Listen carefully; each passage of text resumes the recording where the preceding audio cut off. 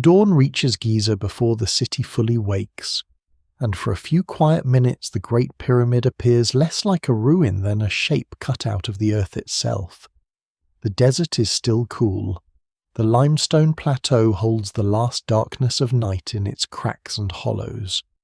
Far to the east, the Nile Valley begins to brighten, and the modern world gathers itself beyond the haze. But the pyramid remains almost indifferent to all of it. It does not need movement to feel alive. It does not need decoration to command attention. Its power comes from something colder, simpler, and harder to dismiss: four vast sides rising toward a missing point, an enormous stone geometry so plain that it seems, at first, easy to understand. Then the measurements begin, and the simplicity becomes a trap. The Great Pyramid of Khufu has stood for roughly 4,600 years, long enough for languages to vanish, kingdoms to collapse, religions to be born and forgotten, and entire sciences to appear around it. It has been admired, robbed, climbed, measured, drilled near, scanned through, mapped with lasers, photographed from satellites, and watched by generations of scholars who know perfectly well that it was made by human beings. And yet the pyramid still produces a strange feeling, not because it is impossible, but because it is so stubbornly exact in places where the surviving evidence is so painfully incomplete. The mystery is not whether ancient Egyptians could build. The record is clear that they could. The mystery is how much practical knowledge once lived in the hands, eyes, ropes, shadows, teams, schedules, and decisions of the builders, and how little of that knowledge has come down to us in words. Before we go deeper, take a moment to like the video and subscribe if this is the kind of history and mystery you enjoy, because the story waiting inside this monument is not a simple tale of aliens, lost codes, or impossible mathematics. It is a quieter and in some ways more unsettling story, a civilization without iron tools, without digital instruments, without modern cranes, and without surviving construction manuals managed to build a mountain of stone whose base, orientation, internal passages, and structural behavior still invite careful argument. Every attempt to explain the precision answers one question and opens another. That is why the Great Pyramid still feels unanswered, not because the builders were supernatural, but because they were far more capable than the fragments of evidence allow us to reconstruct with comfort. From a distance, the monument looks almost abstract. It seems to belong more to mathematics than to landscape. But up close, it is scarred, weathered, and brutally material. The smooth white casing that once caught the sun is mostly gone, leaving stepped core blocks exposed like the bones of a giant animal. The original surface would have been far more precise and dazzling, made of fine limestone fitted so tightly that the pyramid's geometry was not merely a mass but a skin. The capstone is lost, the apex is blunted, later quarrying, earthquakes, weathering, and human curiosity have altered what can be seen today. What survives in the record suggests a monument that once looked sharper, brighter, and more complete than the object now familiar from photographs. Yet even in its damaged state, the Great Pyramid still preserves enough of its original form to disturb the imagination. Its base was meant to be square, and it came remarkably close. Its sides were oriented to the cardinal directions with astonishing care. Its slope follows a disciplined angle tied to ancient Egyptian ways of measuring rise and run. Its internal chambers are not scattered randomly through the mass, but placed in a deliberate arrangement that scholars still debate. Some details belong clearly to known Egyptian practice royal ideology, solar symbolism, funerary belief, state organization. Quarrying, surveying, and labour on a scale that only a highly centralised Old Kingdom could sustain. Other details remain less settled. How exactly did the builders establish the original level? How did they maintain the orientation as the structure rose? How did they move millions of blocks while keeping the whole mass coherent? How much of the interior was symbolic? How much was structural? And how much was determined by decisions made during construction? No single explanation fully accounts for this in a way that satisfies every piece of evidence. The phrase impossible math is tempting because the pyramid invites exaggeration. It sits at the edge of human scale. Numbers gather around it like sand.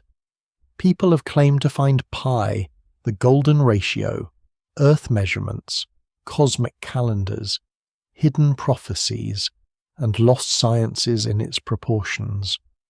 Some claims are careless, some are plainly unsupported. Some begin with real measurements but run too far beyond what the evidence can bear. Yet it would also be a mistake to flatten the pyramid into something ordinary. The accuracy is not imaginary. The alignment is not a modern fantasy. The engineering challenge is not trivial. The builders had a mathematical culture, even if it was not mathematics in the modern theoretical sense. They had geometry as practice, geometry as ritual, geometry as land measurement, architecture, taxation, astronomy, and power. Their numbers were not abstract games floating above the world. They were tools pressed into rope, stone, shadow, slope, and labour. This is one of the hardest things to hold in balance. The Great Pyramid does not require fringe theories to be astonishing. In fact, the more carefully it is studied, the more impressive it becomes as a human achievement. A supernatural pyramid is almost too easy. It explains everything by explaining nothing. A human pyramid is more demanding. It forces us to imagine surveyors standing on a limestone plateau with simple instruments and a vast responsibility. It forces us to imagine overseers organizing crews, rations, transport, quarry schedules, river deliveries, tool maintenance, seasonal constraints, and a royal deadline that no one would have treated lightly. It forces us to imagine knowledge that was probably not written down in the way modern engineers would record it, but passed through trained practice, institutional memory, and teams who knew how to repeat difficult operations again and again. The plateau itself matters. Giza is not a blank page. It is a living surface of limestone, cut, levelled, quarried, adapted, and partly incorporated into the monument. The pyramid rises from bedrock as much as from placed blocks. This means its geometry is not simply a diagram imposed on empty space. It is a negotiation between an ideal form and a real landscape. The builders had to transform uneven ground into a controlled base. They had to quarry stone nearby while preserving the logic of the structure. They had to align a royal monument not only with the earth beneath it, but with the sky above it. In Egyptian thought, order was not a minor aesthetic choice. Order was cosmic. Straightness, orientation, proportion, and stability were not merely technical successes. They expressed a world in which kingship, the sun, the dead, the gods, and the Nile's returning rhythm were bound together. The result is a structure that seems silent but is filled with decisions. Each edge is a decision. Each angle is a decision. Each passage cut through stone is a decision. The missing casing stones are decisions we can only partly recover. The hidden voids and corridors now studied by non-invasive technologies are decisions whose meanings are still uncertain. Even the damaged areas speak, because damage reveals the difference between what the pyramid was meant to be and what time has left behind. Modern research has made this more vivid, not less. Cosmic ray muons, electrical resistivity, ground-penetrating radar, ultrasonic testing, material analysis, structural modeling, and high-resolution surveys have not turned the Great Pyramid into a solved object. They have turned it into a more precise mystery. The questions are no longer vague wonderings about whether ancient people were capable. They are sharper questions about how, where, with what sequence, under what constraints, and with what practical design logic. That is why the Great Pyramid remains so powerful at dawn, before the crowds arrive and before the day hardens into heat. Its scale can be grasped immediately, but its method slips away. It is both a monument and an absence, a mass of surviving stone wrapped around vanished plans, vanished voices, vanished measuring cords, vanished work songs, vanished calculations made in dust and erased by wind. Scholars can measure the pyramid better than ever. They can model stresses, scan hidden spaces, analyze stone surfaces, and compare theories of ramps and alignments. But the builders themselves remain just out of reach. The monument keeps their competence in plain sight and their process hidden. That tension is the beginning of the story.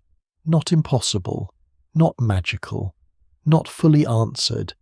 Just stone, sunlight, geometry, and the uncomfortable realization that a very old civilization knew how to do something extraordinary and did not leave us the complete explanation. The first great absence inside the Great Pyramid is not a chamber, a void, or a sealed corridor. It is a document, somewhere, behind the finished monument. There must once have been plans, instructions, schedules, measurements, and decisions. There must have been people who knew where each major line was supposed to go, where the entrance should be placed, how steep the faces should rise, how the inner passages should meet the changing body of stone around them, and how a vast project could continue for years without losing its intended form. Yet no complete architectural manual survives from the builders of Khufu's pyramid. No original blueprint lies open in a museum case, explaining the intended base length, the method of alignment, the sequence of ramps, the order of chamber construction, or the reason one corridor was cut here rather than there. The pyramid stands before us as the final answer to a calculation whose working has been almost entirely erased.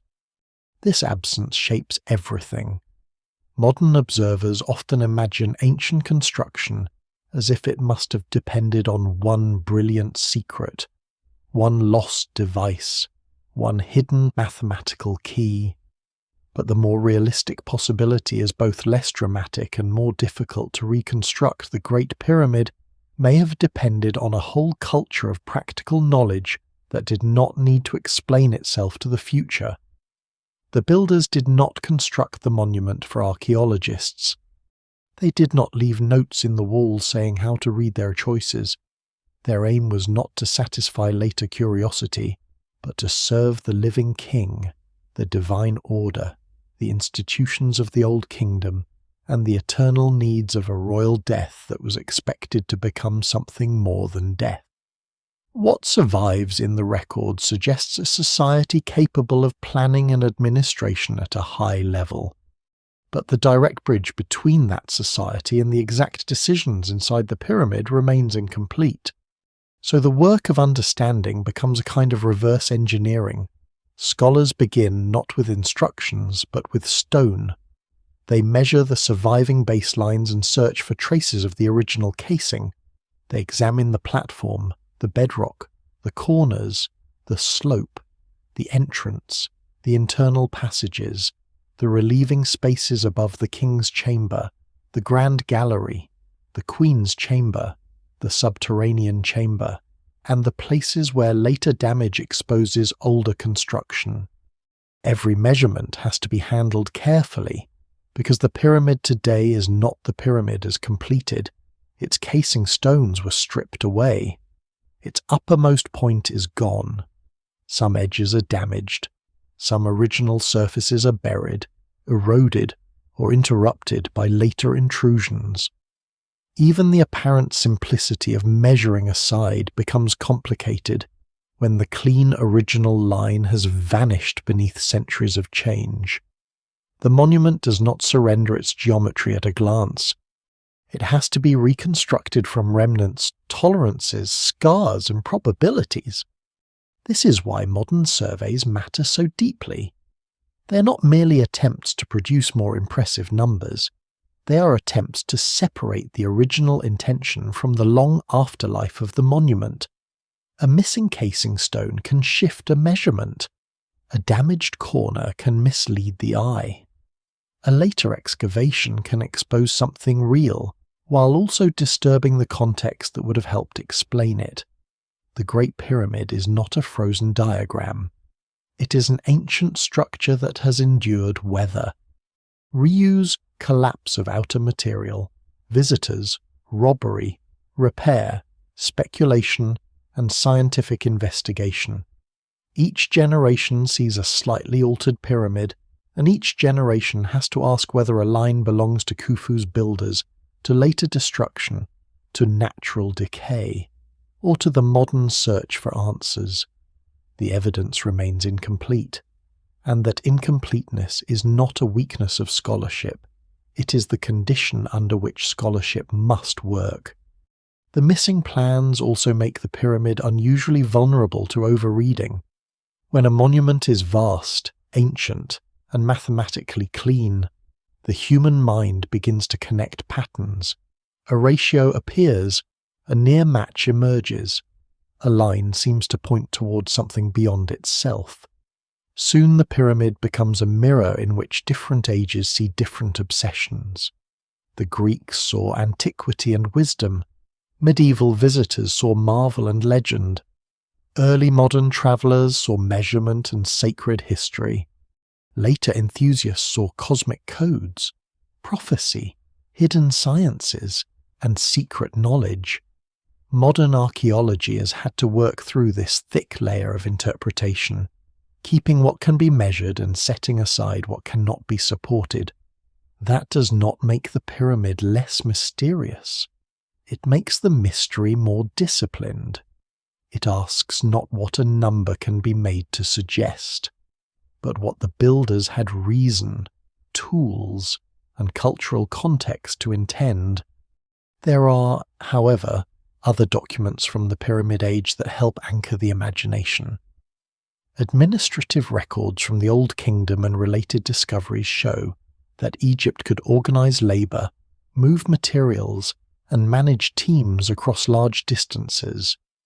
The famous papyri associated with the harbour at Wadi al-Jarf from the time of Khufu do not give us a blueprint of the Great Pyramid, but they open a narrow window onto the world behind it. They reveal transport, provisioning, officials, work gangs, and the movement of stone in a state system that could coordinate river, quarry, and construction zone. Such records matter because they replace the fantasy of a nameless miracle with the harder image of bureaucracy, logistics, and repeated competence. They show that the pyramid was not a lonely object dropped onto the plateau. It was the stone peak of a much larger machine quarries, boats, harbours, scribes, overseers, food supply, skilled crews, and royal command. Yet administration is not the same as design. Knowing that teams delivered stone does not tell us exactly how surveyors fixed the cardinal directions. Knowing that limestone and granite move through the system does not explain every internal chamber. Knowing that Old Kingdom workers were organized into crews does not identify the full construction sequence.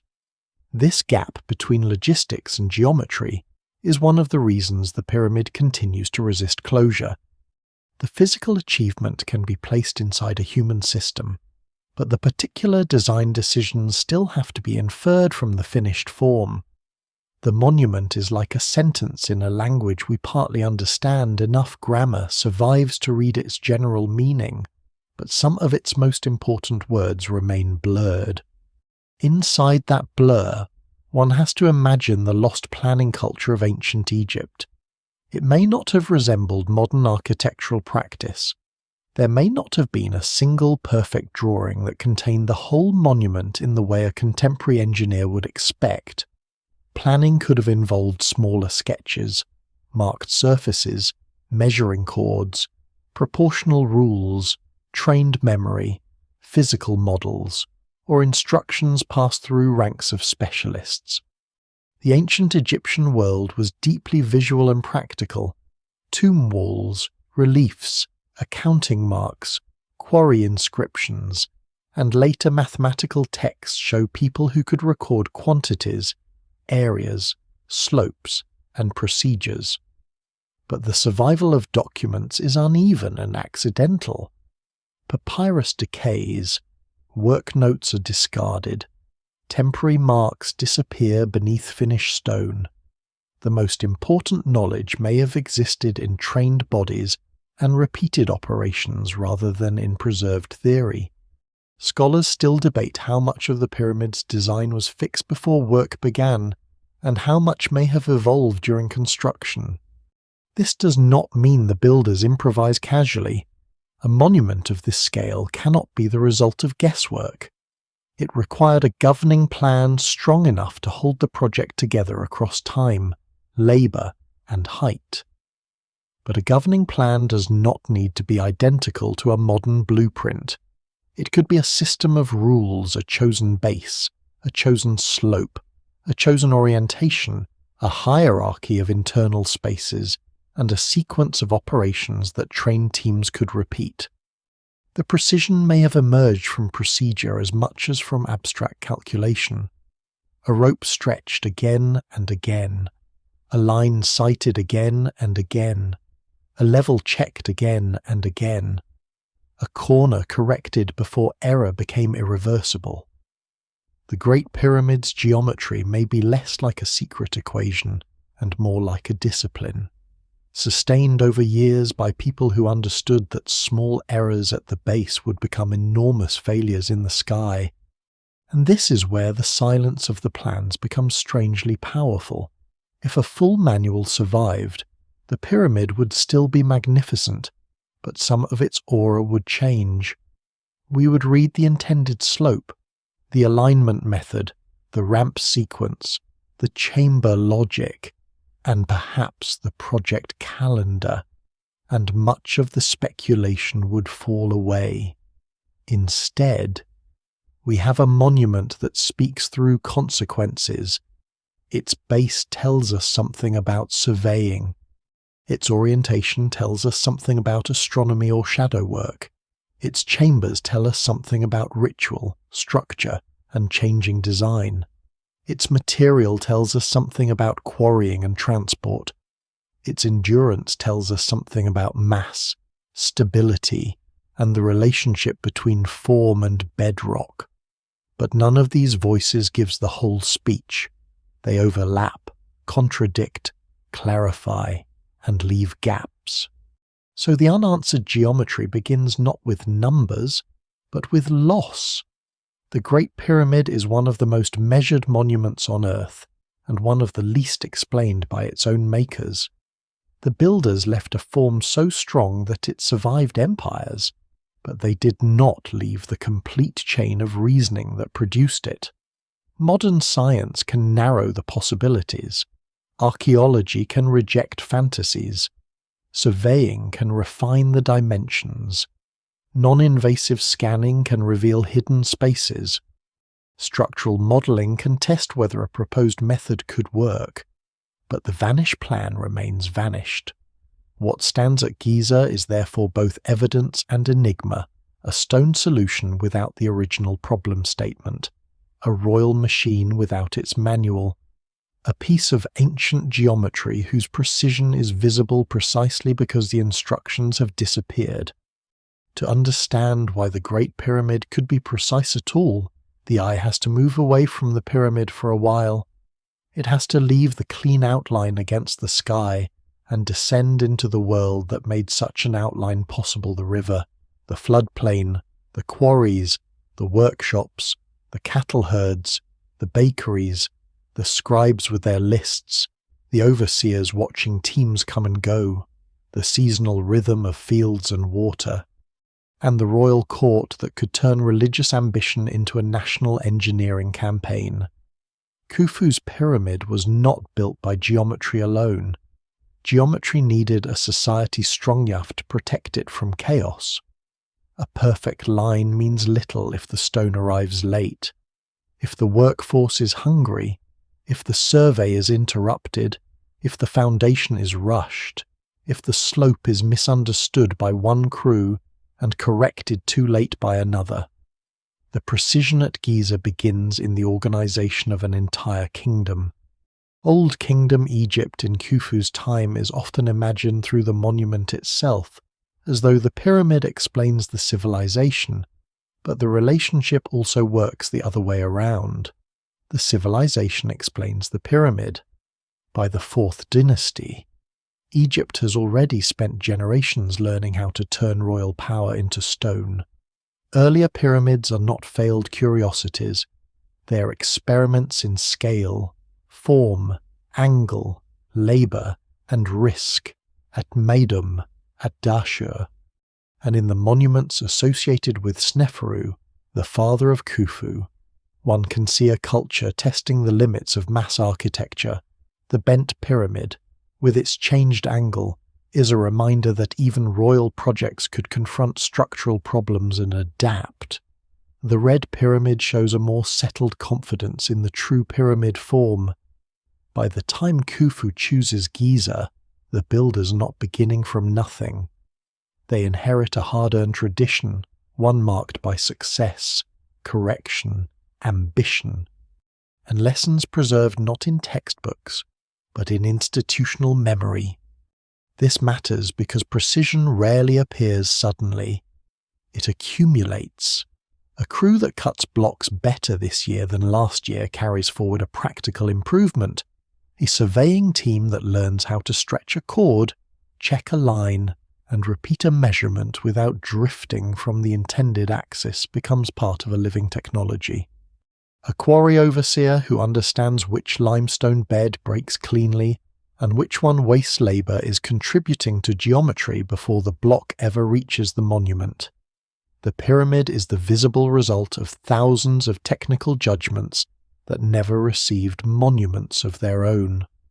What survives in the record suggests a society in which specialised knowledge could be concentrated around royal projects, then deployed at a scale ordinary village life would never require.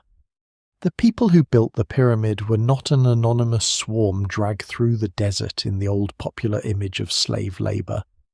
Modern archaeology points instead toward a complex labour system, with skilled workers, rotating crews, support staff, administrators, and a settlement near Giza that included bakeries, galleries, storage facilities, and evidence for feeding large numbers of people. This does not make the work gentle. Moving stone under the Egyptian sun was punishing labour, and royal power was not a modern employment contract. But the evidence does not support the simple picture of a monument built entirely by enslaved outsiders. The more grounded image is of a state project supported by corvée labour, permanent specialists, rotating teams, and a powerful ideology in which service to the king could be framed as service to cosmic order. Scholars still debate the exact composition, timing, and experience of the workforce. But the old myth of endless chained slaves has given way to something more human and more administratively impressive. The settlement around the pyramid project reveals the hidden machinery behind the geometry. Bread and beer were not background details, they were engineering necessities. Workers require calories, teams require sleep, shelter, tools, medical care, water, and predictable supply. Cattle bones found in the broader pyramid town context suggest that some workers were provisioned with significant meat, perhaps during intensive phases or for higher status crews. This is a lesser-known but important detail, because it shifts the mind from pure stone to the biological cost of construction. Every clean casing line depended on bodies being fed. Every precisely placed block was supported by fields, herds, bakers, brewers, potters, haulers, tool makers, and scribes who turned grain and livestock into labour. The pyramid's mathematics was sustained by stomachs. Even the names of work crews, preserved in marks in some pyramid contexts, hint at the social world behind the mass. Egyptian labour teams could carry names that expressed loyalty, identity, or royal association.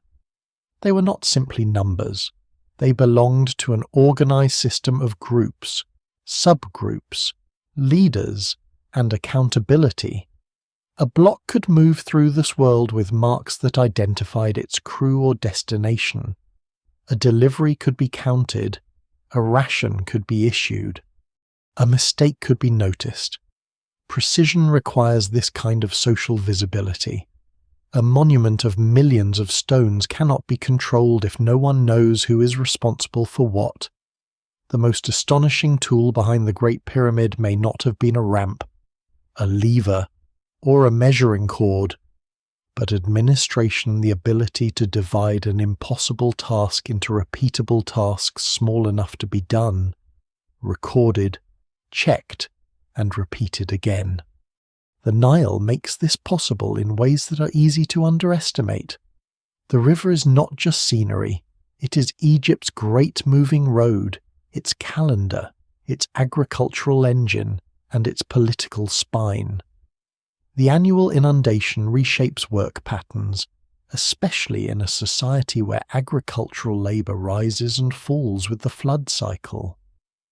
When fields are underwater or agricultural demands change, large state projects can draw on labour in different ways. Stone from nearby quarries reduces part of the burden, while more distant materials, such as granite from Aswan, reveal the reach of royal logistics.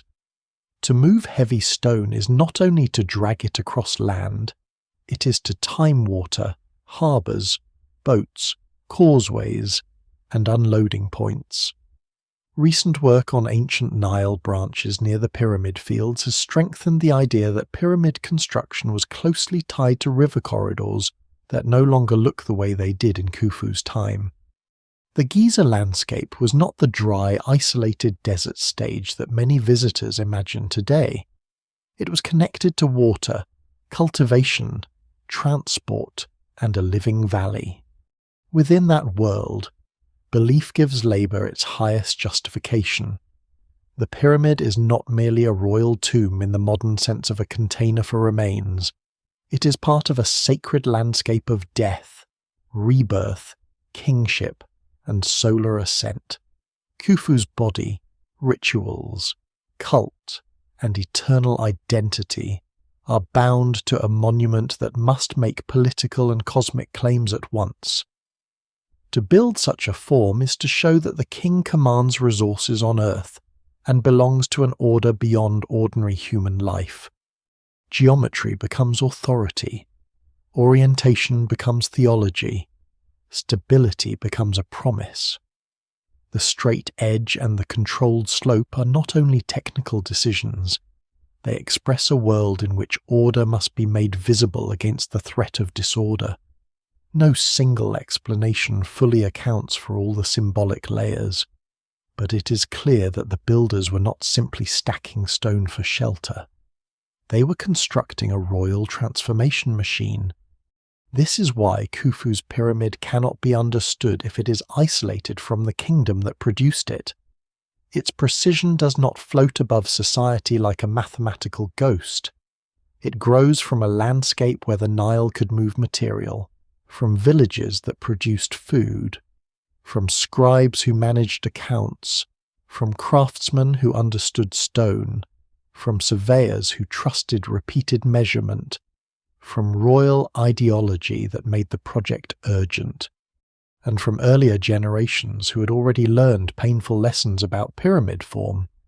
The unanswered geometry begins to look less like a single secret and more like the visible edge of a vanished system.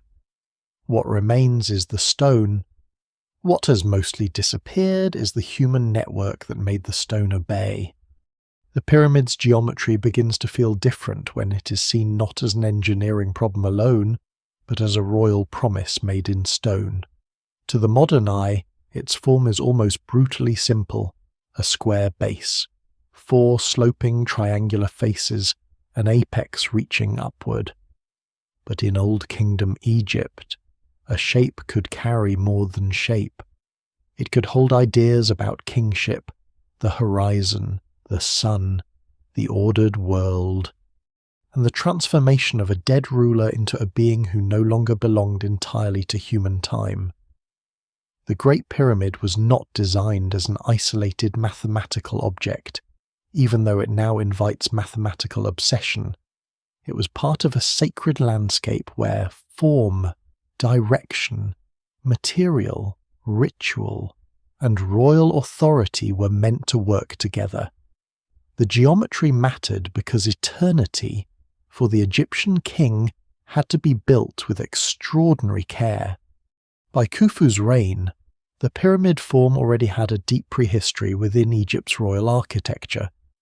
It did not appear fully formed in one sudden flash. Earlier tombs, mastabas, step pyramids, and experimental pyramids reveal a long movement toward the pure geometric shape that dominates Giza. The step pyramid of Djoser at Saqqara, built generations before Khufu, had already transformed the royal tomb into something vertical and monumental, a rising stack of stone that seemed to push the king's presence upward. Later experiments under Sneferu refined the true pyramid form, testing slopes, stability, casing, and scale. The Great Pyramid inherits this tradition and magnifies it.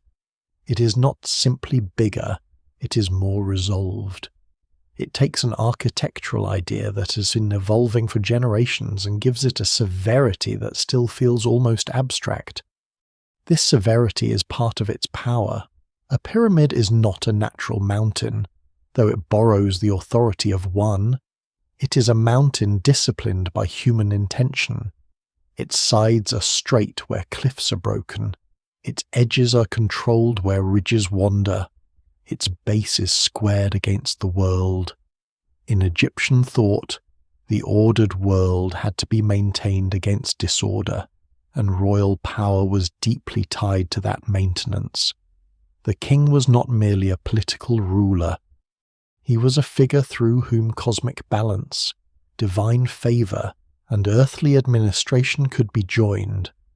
A monument that imposed perfect geometry on rough bedrock was therefore not only a technical achievement, it was a statement that order could be made permanent, at least in stone, even as the living world remained seasonal, fragile, and changeable.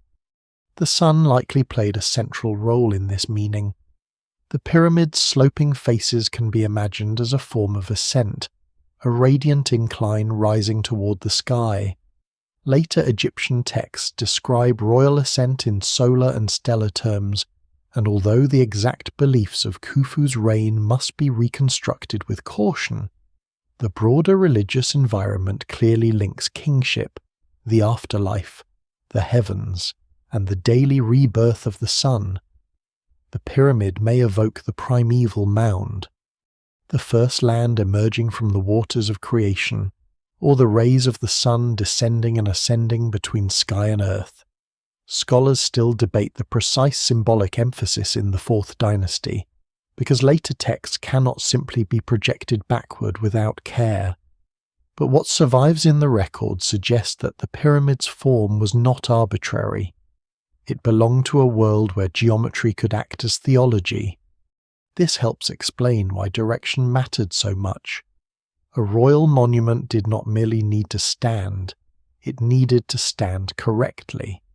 The cardinal orientation of the Great Pyramid, its careful relationship to north, south, east, and west, places the structure within a cosmic map. East and west carried obvious associations with sunrise, sunset, life, death, and renewal.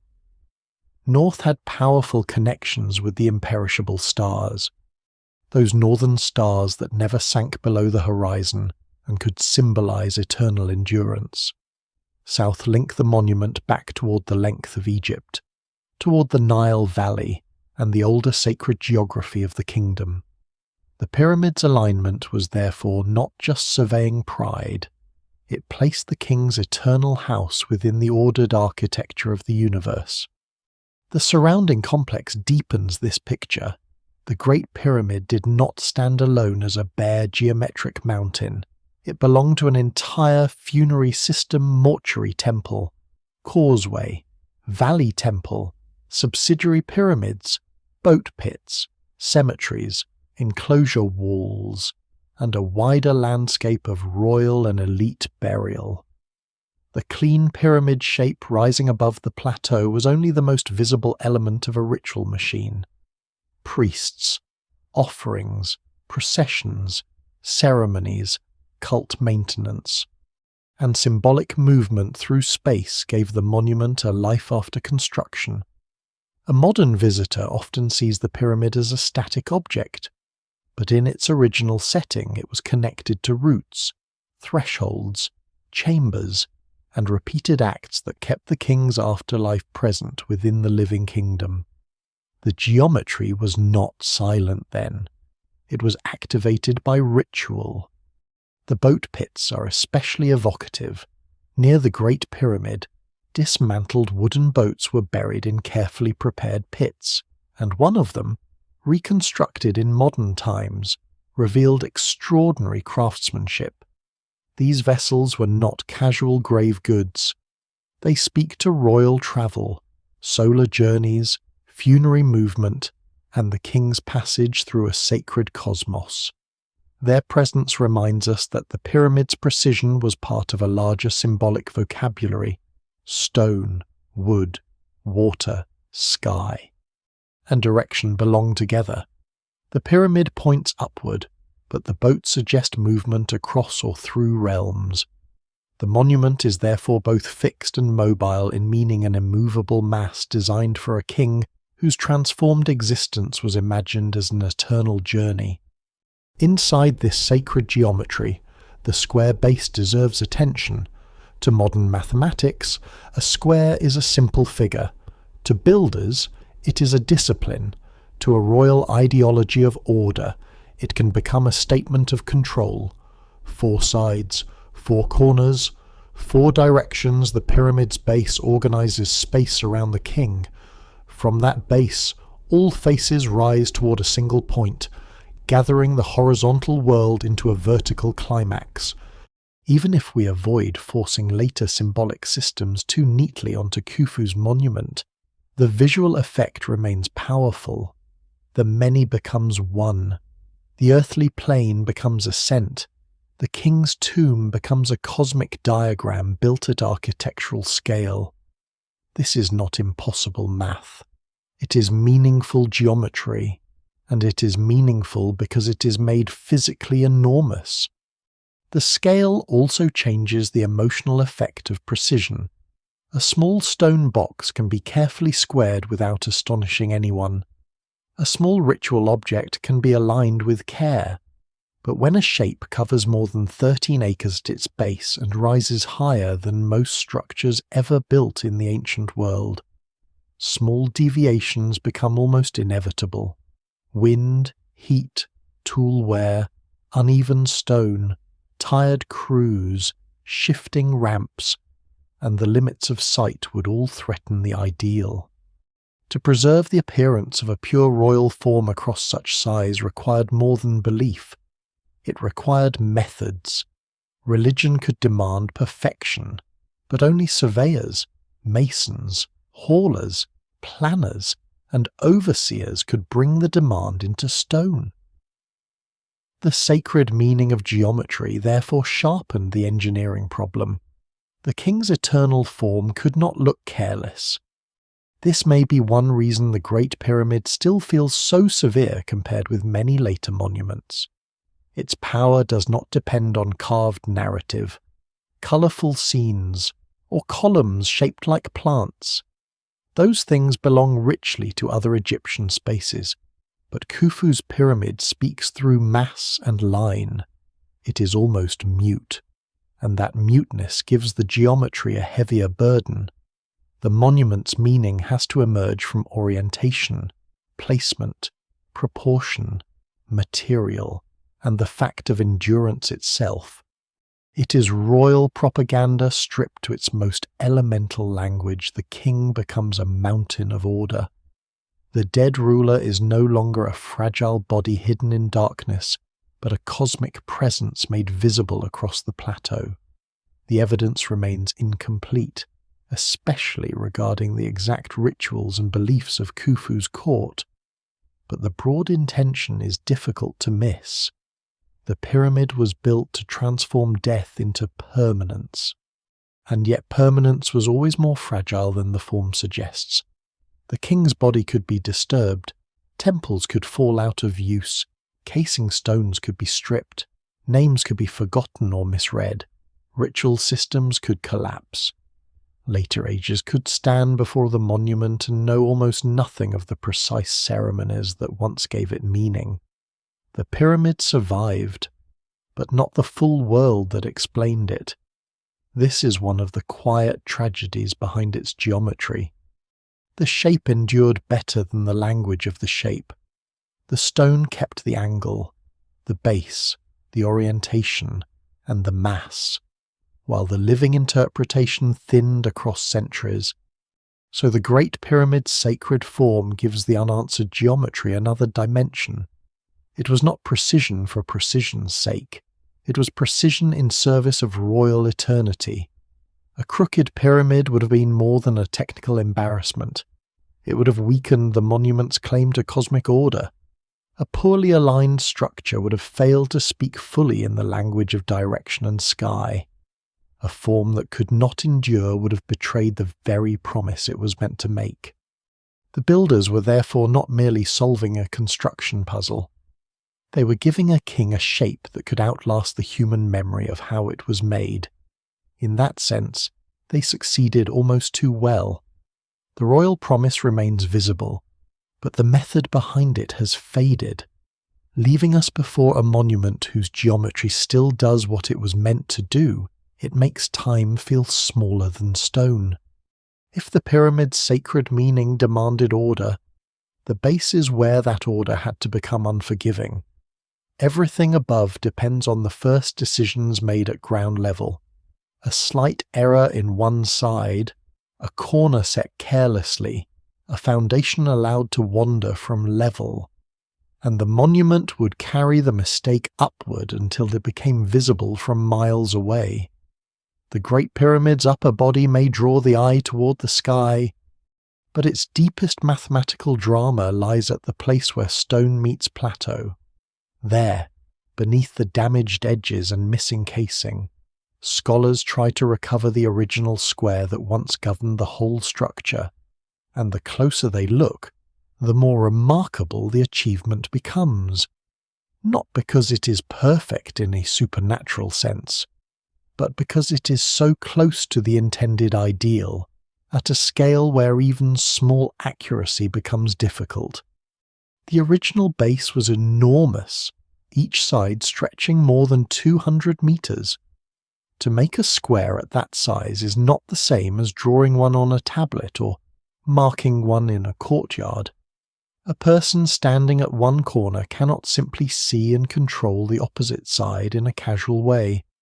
The limestone surface is uneven, the natural bedrock rises and falls, work crews occupy the area, quarrying changes the landscape, temporary paths, ramps, huts, tool stations, debris, and construction traffic would all have complicated the clean geometry imagined by the planners.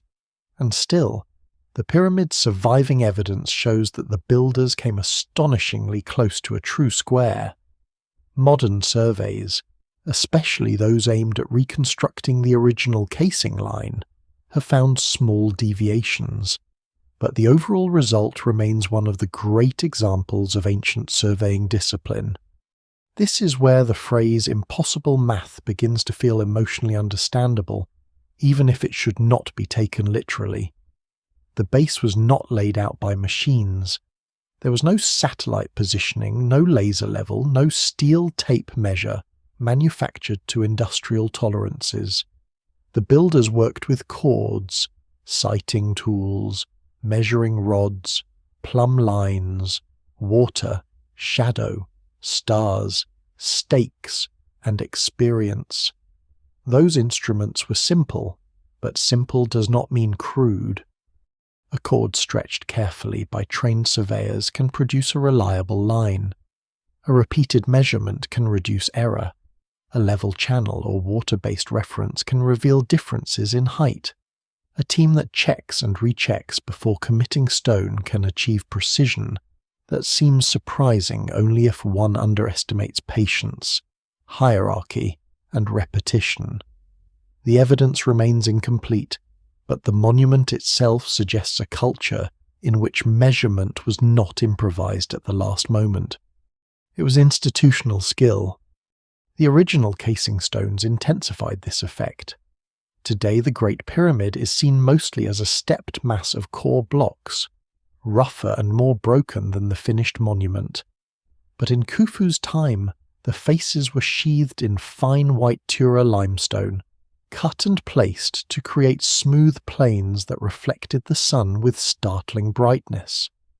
These casing stones were not decorative in the shallow sense. They completed the geometry. They defined the true faces, the crisp edges, and the visible angle. Without them, the pyramid we see today is like a body without its finished skin. The surviving casing traces near the base are therefore precious. They are not just fragments of lost beauty. They are evidence for the intended line of the monument. When modern researchers measure the pyramid, they often have to distinguish between the rougher core and the original casing footprint, because the finished geometry belonged to the outer surface, not to every exposed block now visible. The corners are especially revealing. A pyramid of this size depends on the meeting of four sides so completely that the corners become tests of the entire design.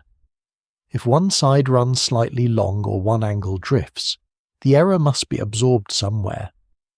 The Great Pyramid's corners show that the builders controlled their plan with extraordinary care, yet not with divine perfection. There are tiny discrepancies. The sides are not mathematically identical in the absolute modern sense. The base is very nearly square, but not magically untouched by error. These imperfections matter because they bring the builders closer, not farther away. They show a human project operating at a level of precision that is impressive precisely because it exists within the limits of real material, real labour, and real terrain.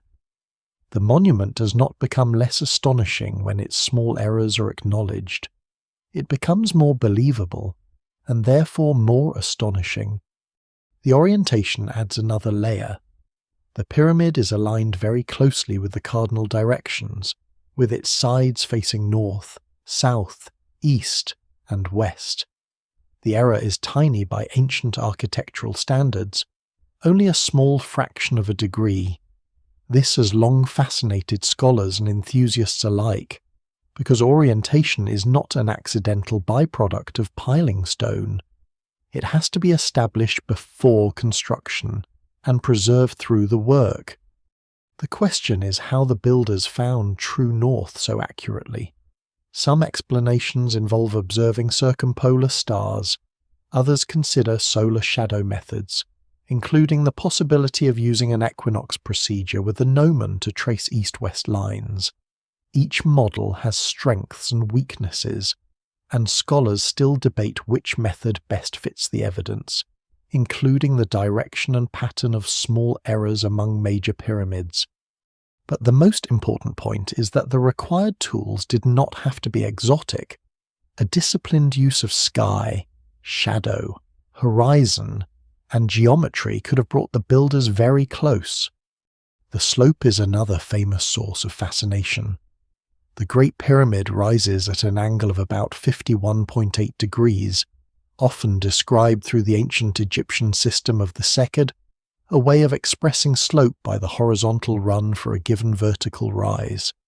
This matters because it grounds the pyramid's angle in an Egyptian mathematical language rather than in modern symbolic obsession. Later observers noticed that certain ratios in the pyramid appear close to relationships involving pi. Others saw hints of the golden ratio. Some of these observations are numerically interesting, but the leap from numerical closeness to intentional encoding is dangerous. A chosen seked can produce ratios that resemble later mathematical constants without proving that the builders thought in those terms. The pyramid's slope may reflect a practical and aesthetic rule of proportion within Egyptian geometry, not a hidden modern equation buried in stone. And yet dismissing every numerical pattern too quickly would also be lazy. Ancient Egyptian builders clearly cared about proportion. They built with systems of measure, slope, alignment, and repeated form. The question is not whether they used geometry, but what kind of geometry they used and what they meant by it. Their mathematics was probably practical, embodied, and architectural. It was capable of producing controlled surfaces and predictable relationships without requiring Greek-style formal proof or modern notation. The Great Pyramid may therefore stand at a strange meeting point. Modern people approach it with abstract constants and symbolic mathematics, while its builders may have approached it through ratios, chords, cubits, palms, fingers, angles, and rules tested in construction. The mismatch between those ways of thinking creates some of the mystery. The casing also affects how the slope was experienced. A smooth face rising from a nearly square base to a high apex would have created a visual unity that the ruined core cannot fully convey. The sun would have moved across those planes during the day, changing the pyramid from bright blaze to shadowed triangle. Its edges would have cut against the sky more sharply. Its measured form would not have been an invisible technical achievement. It would have been seen. The precision was public. It turned royal power into a daily visual fact. Anyone approaching the plateau would encounter not a pile of stone, but a controlled horizon. The king's monument imposed a mathematical order on the viewer before any ritual explanation was needed. Still, all modern numbers must be handled with humility. The pyramid has lost material. Its original apex is gone. Much of its casing has vanished. Corners have suffered damage. Some measurements depend on reconstruction, and different surveys can emphasize different surviving traces. What can be said with confidence is not that the pyramid is perfectly exact in every modern sense, but that its builders achieved a level of accuracy in base layout, orientation, and slope that remains extraordinary for its time and scale. No single measurement captures the achievement. The wonder lies in the combination the near square base, the close cardinal alignment, the controlled slope, the finished casing, and the ability to carry a design from ground plan into rising mass. So the impossible feeling comes not from one number, but from the way many numbers converge. The Great Pyramid is not flawless. It is better than flawless, for history it is human, measurable, damaged, corrected by scholarship, and still superb. Its precision is not a myth, and its explanation does not require myth. But between the surviving stone and the vanished method lies the space where wonder remains. The base still holds the memory of stretched chords. The corners still preserve the labour of ancient eyes. The slope still rises according to a rule whose simplicity may hide years of discipline. And the missing casing reminds us that the pyramid's true geometry was once brighter, sharper, and more complete than the weathered mountain now standing at Giza. The ground plan fixes the pyramid to the earth, but its orientation lifts the problem toward the sky. A square can be measured with ropes, corners, diagonals, and repeated checks. Yet a square alone does not explain why the Great Pyramid faces the world so carefully. Its sides do not merely enclose a royal tomb, they address north, south, east, and west with a seriousness that feels almost ritual in itself. This is one of the places where the monument's precision becomes especially haunting, because the builders were working in a landscape with no compass needle, no GPS, no modern astronomical clock, and no printed star charts. They had the sun, the horizon, shadows, stars, water, chord, memory, and trained observation. From those simple things, they found the directions of the world with an accuracy that still invites argument. True north is not obvious. Magnetic north would not have helped even if they had known a compass, because magnetic north wanders and does not match the fixed geographic pole. The builders needed the north of the rotating sky, the north around which the heavens appear to turn. In the modern world, that idea can be explained quickly by pointing to Polaris, the North Star. But in Khufu's age, Polaris was not sitting conveniently over the pole in the same way it does for us. The slow wobble of Earth's axis, known as precession, changes the apparent positions of stars across thousands of years. This means that ancient Egyptian surveyors could not simply look up and use the modern North Star as a perfect guide.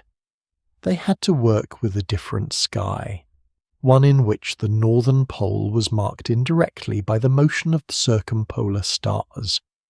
Those stars mattered deeply. In Egyptian religion, the northern stars that never disappeared below the horizon could symbolize endurance, immortality, and the king's eternal existence. They did not sink like ordinary stars. They turned around the pole, visible night after night, refusing the daily death and rebirth pattern of the sun. Later pyramid texts speak of the king joining the imperishable stars, and although those texts were carved after Khufu's time, they preserve a religious landscape in which the northern sky held great power. The Great Pyramid's orientation may therefore join practical surveying with sacred direction. To face north so accurately was not just to solve a geometric problem. It was to place the king's monument in relation to a region of the heavens associated with permanence.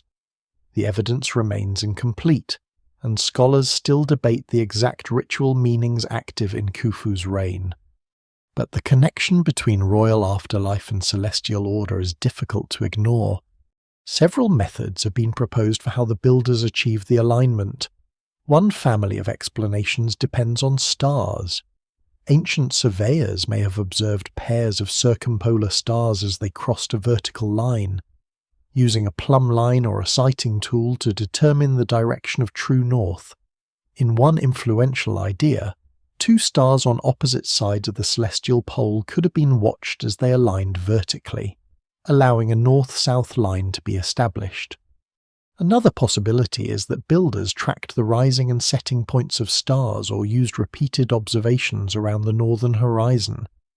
These theories have an appeal because they connect the pyramid directly to the night sky and to the Egyptian concern with celestial order. But they also require careful timing, clear horizons, and assumptions about which stars were chosen.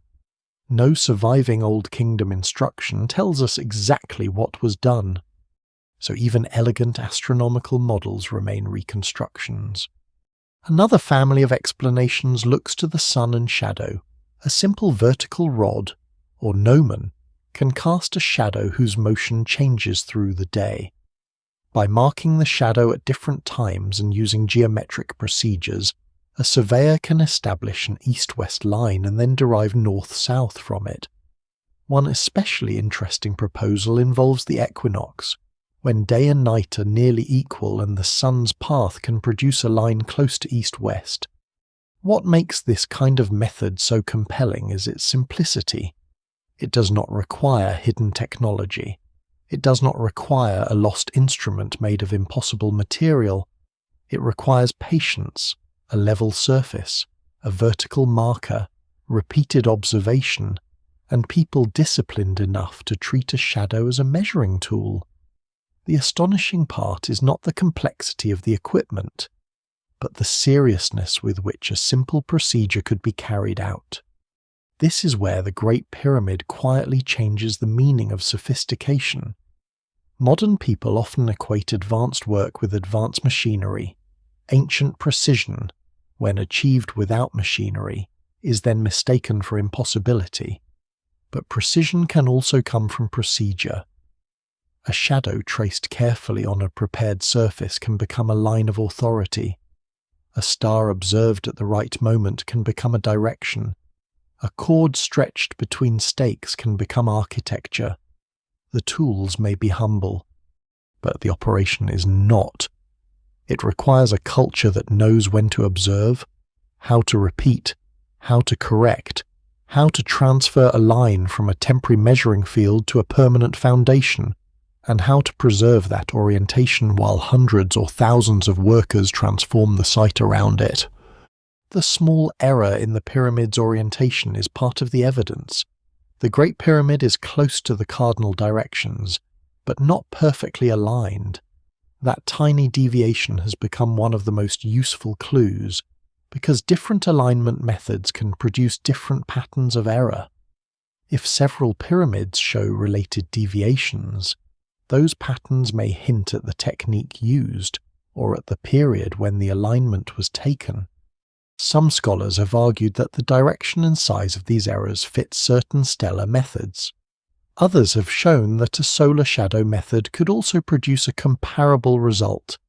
The debate remains open not because experts are ignoring the obvious, but because the evidence is subtle. The original operation is gone. What remains is a few minutes of arc in stone, and from that sliver of error scholars try to recover a vanished act of observation. It is worth pausing over how strange that is.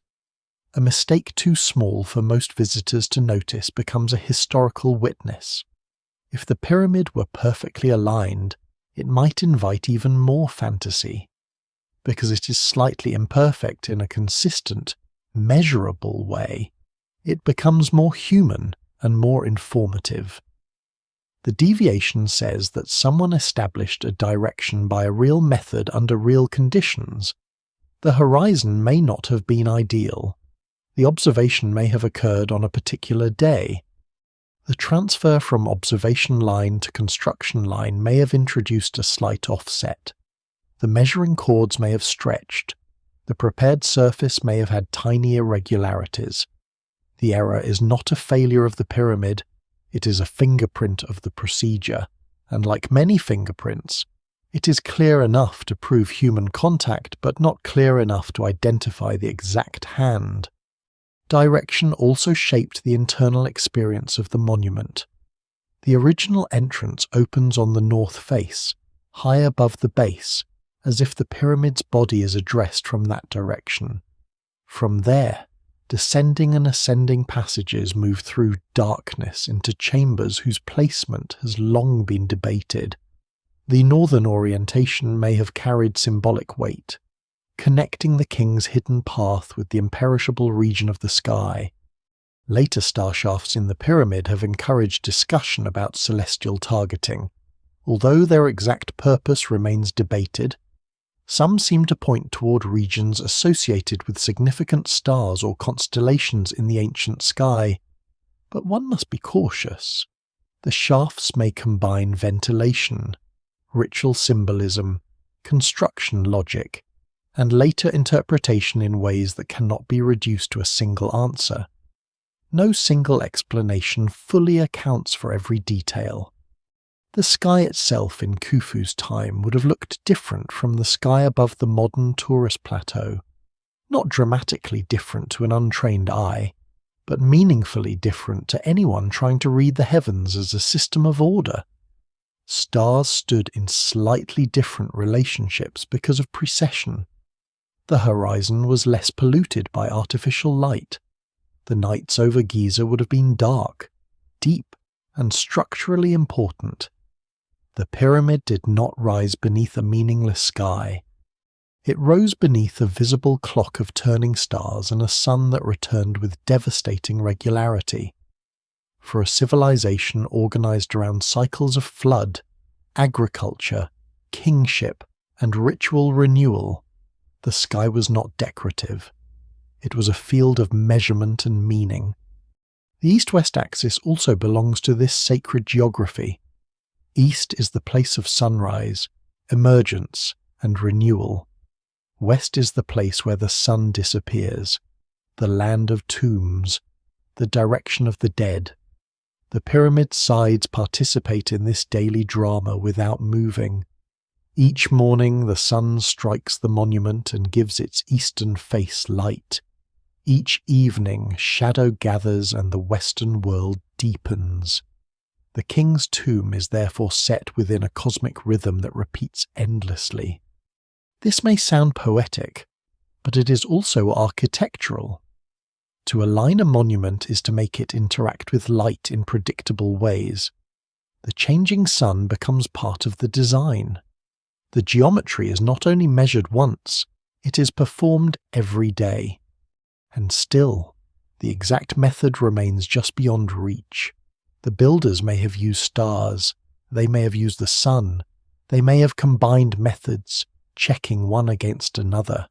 They may have inherited a surveying tradition whose practical details disappeared because no one at the time imagined they needed to be preserved for a world thousands of years later. What survives is the result. A stone mass whose orientation shows that the builders knew how to translate the order of the heavens into the order of a foundation.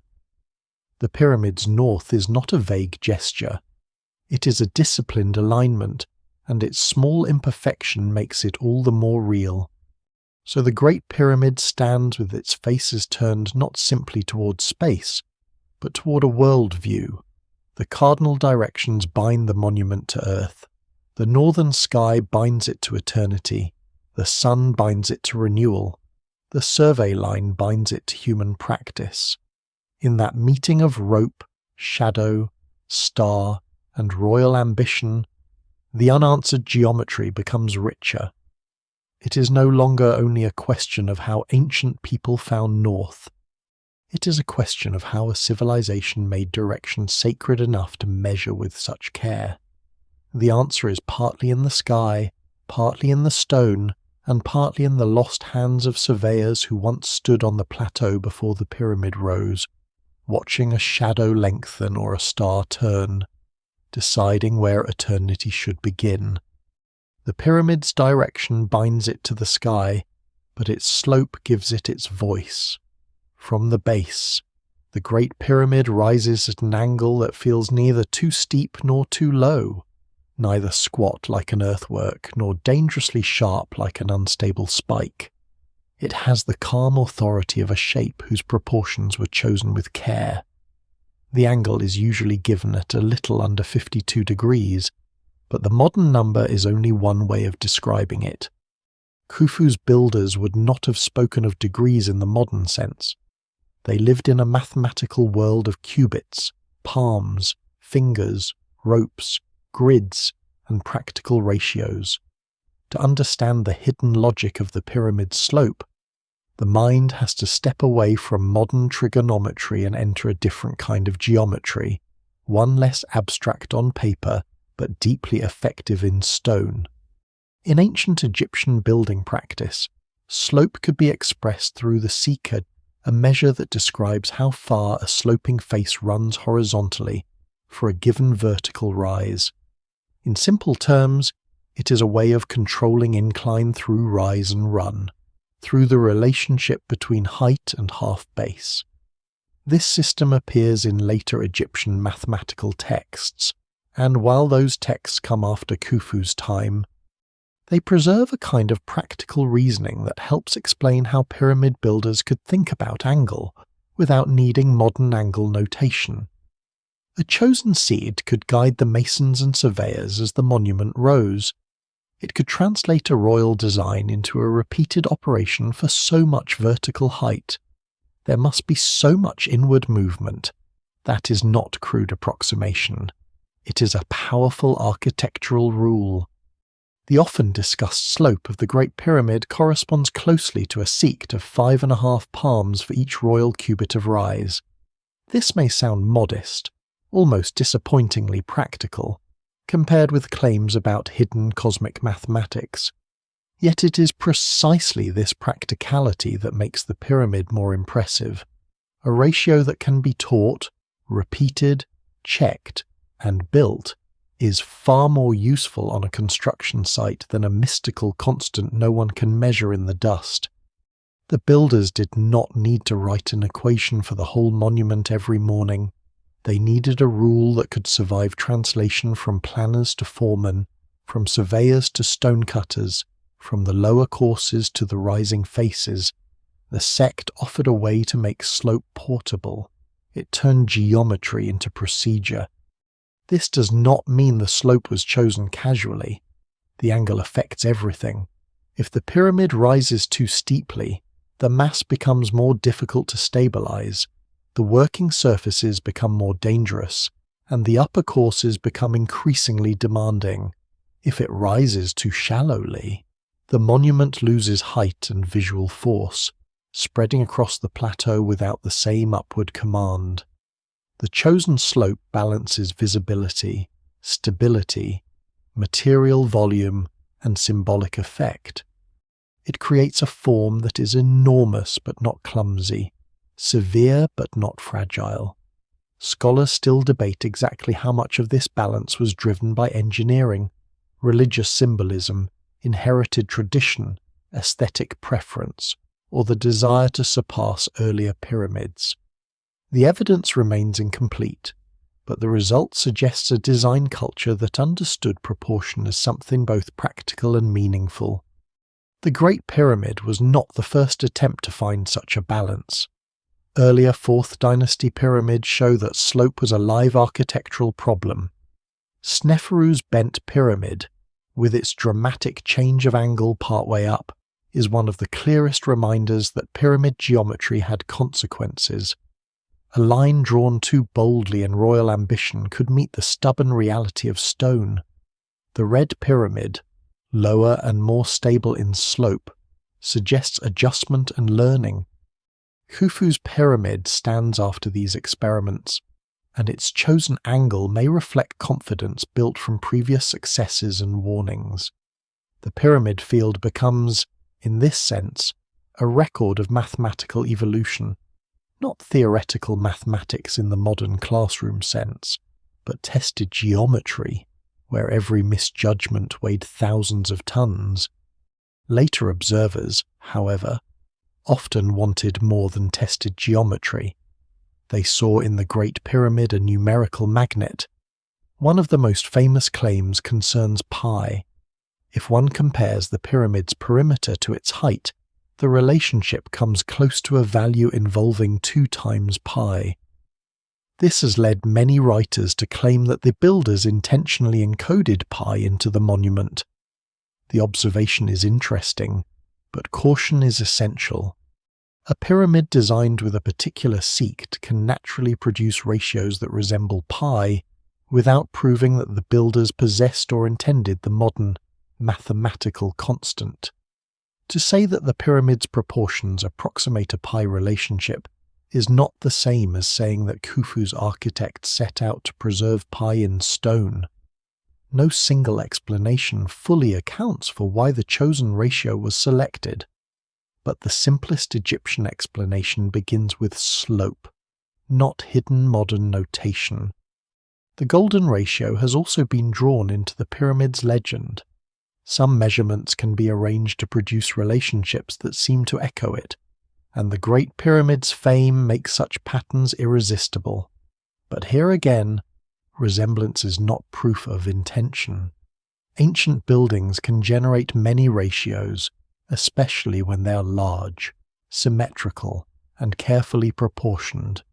Given enough measurements, a searching mind can find surprising alignments. This does not mean every pattern is meaningless, but it does mean that interpretation must be disciplined. The question is not whether a modern calculation can be made to fit the pyramid. The question is whether the fit matches what is known about Egyptian measures, design habits, construction needs, and symbolic priorities. When those standards are applied, many extravagant claims begin to lose their force, while the real achievement remains untouched. There is deeper reason these claims persist. The Great Pyramid sits in an uncomfortable place between the simple and the sublime. Its shape is easy enough for a child to recognize, yet difficult enough for specialists to debate after centuries of study. Its main proportions can be described through basic geometry, yet the act of building those proportions at monumental scale required exceptional organization. This gap invites the imagination to fill it with secrets. If the pyramid looks simple, then perhaps the hidden complexity must be mystical. But the opposite may be true. Perhaps the genius lies in making a rule simple enough to be built perfectly enough. A great deal of ancient engineering may have depended on the power of repeatable simplicity. The slope would have had to remain consistent as the monument rose course by course. This is not a small matter. At the base, errors can still be checked against large reference lines. Higher up, the working area narrows, access becomes harder, and the relationship between the rising core and the future casing must be maintained. The builders likely used marked measurements, plumb checks, temporary reference surfaces, and the geometry of the courses themselves to preserve the intended incline.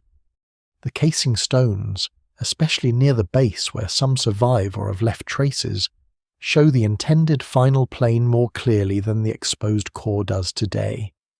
The finished slope was not merely a theoretical line, it was a surface made from many stones, each contributing to the illusion of one unbroken triangle. A surprising detail is that the pyramid's visible smoothness would have hidden a more complex body beneath. The outer casing carried the perfect geometric face, while the core behind it could include irregularities, local adjustments, and stones fitted for mass rather than beauty. This distinction matters.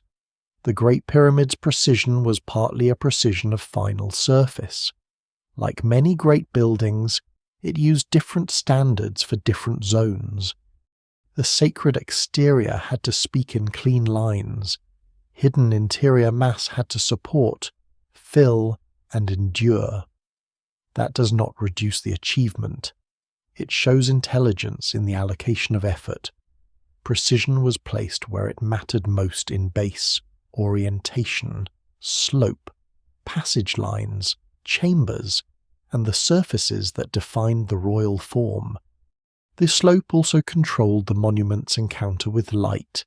A slightly different angle would have changed the way sunlight struck the faces, the way shadows moved across the plateau, and the way the pyramid appeared from the Nile Valley. At certain times of day, the pyramid's geometry would have turned sunlight into a visible edge between brilliance and darkness. The finished white limestone casing would have intensified this effect. The chosen angle therefore belonged not only to structural calculation, but to visual power. The pyramid was a machine for stone, but also a machine for light. Its mathematics was seen by anyone who approached it, even if they could not name the ratio behind the face. So the hidden logic of the slope is not a single secret. It is a meeting of Egyptian measurement, practical construction, inherited experiment, symbolic ascent, visual drama, and later mathematical fascination. The pyramid does not need to encode modern pi to be extraordinary. It does not need the golden ratio to justify its fame. Its greatness lies in something harder to sensationalize and harder to dismiss a rule of proportion chosen in an ancient language of measure, then carried through millions of tons of stone with enough consistency to survive as one of the most debated angles in architectural history. The slope rises quietly from the base, and in that rise the builders left us not a code, but a disciplined intention whose full reasoning still escapes complete recovery. The slope gives the pyramid its outer discipline, but the interior reveals a stranger kind of geometry. From outside, the Great Pyramid seems almost mute, a pure mass rising toward a lost apex. Inside, it becomes less like a mountain and more like a stone instrument, full of passages that narrow the body, chambers that interrupt the mass, shafts that climb invisibly through masonry, and spaces whose purpose has never been explained with complete certainty. The exterior promises simplicity. The interior refuses it. A visitor entering through the ancient opening on the north face leaves behind the blazing mathematical clarity of the faces and enters a world where geometry is hidden, compressed, dark, and difficult to read.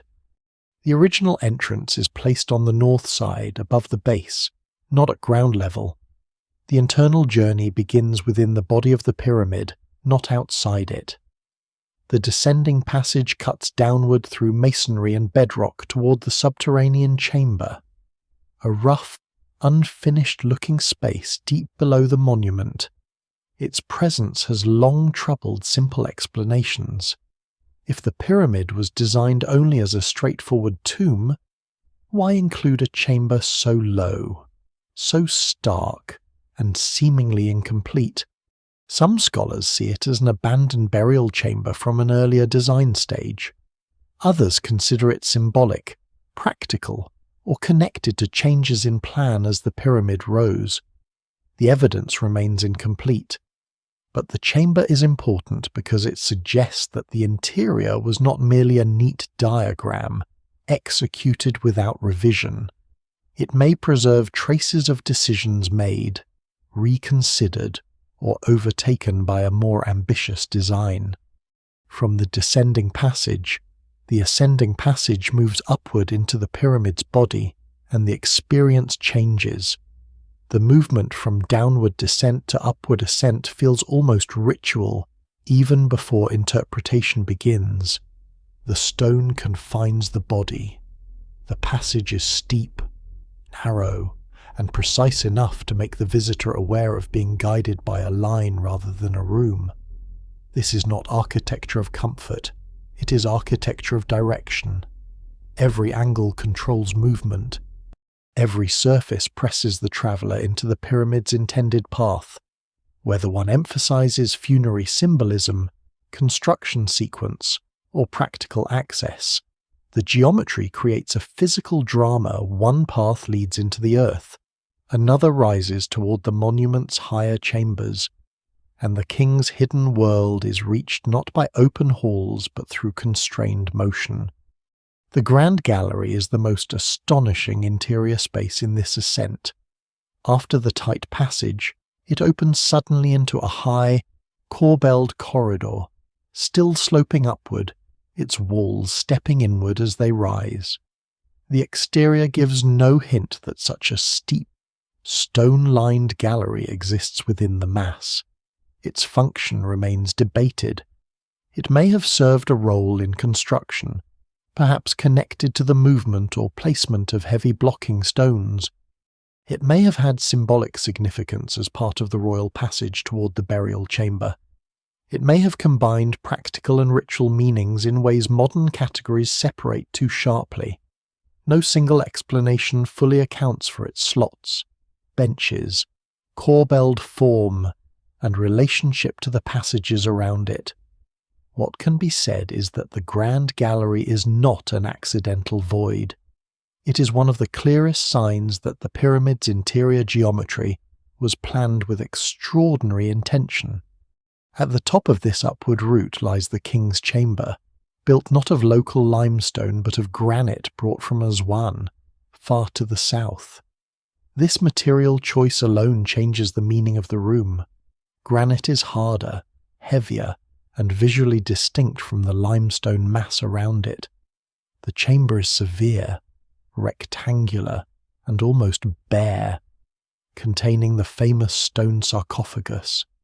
There are no painted walls, no long inscriptions, no decorative scenes explaining the king's journey. The room's silence has encouraged centuries of speculation, but its simplicity should not be mistaken for emptiness of meaning. The chamber's geometry, material, and placement speak through weight and proportion, rather than through narrative carving. Above the king's chamber are the so-called relieving chambers, a stacked system of spaces capped by massive stones that help manage the crushing load of the pyramid above. These spaces are among the best reminders that symbolism and engineering cannot be separated too easily. The burial chamber had to occupy a sacred and architectural role, but it also had to survive under an almost unimaginable weight.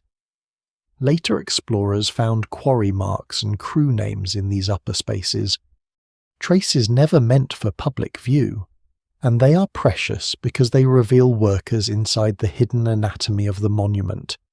The Great Pyramid's interior is therefore not just a mystery of chambers, it is a record of pressure, weight, and human attempts to persuade stone not to collapse. Modern research has made this hidden anatomy even more compelling. Recent non-invasive investigations in the King's Chamber, including ultrasonic testing of lower granite block rows, show that even the visible rooms of the pyramid are not fully understood at the level of their internal stone structure. Researchers cannot simply cut open the monument to satisfy curiosity. They must read it through sound waves, resistance, particles, imaging, and careful modelling.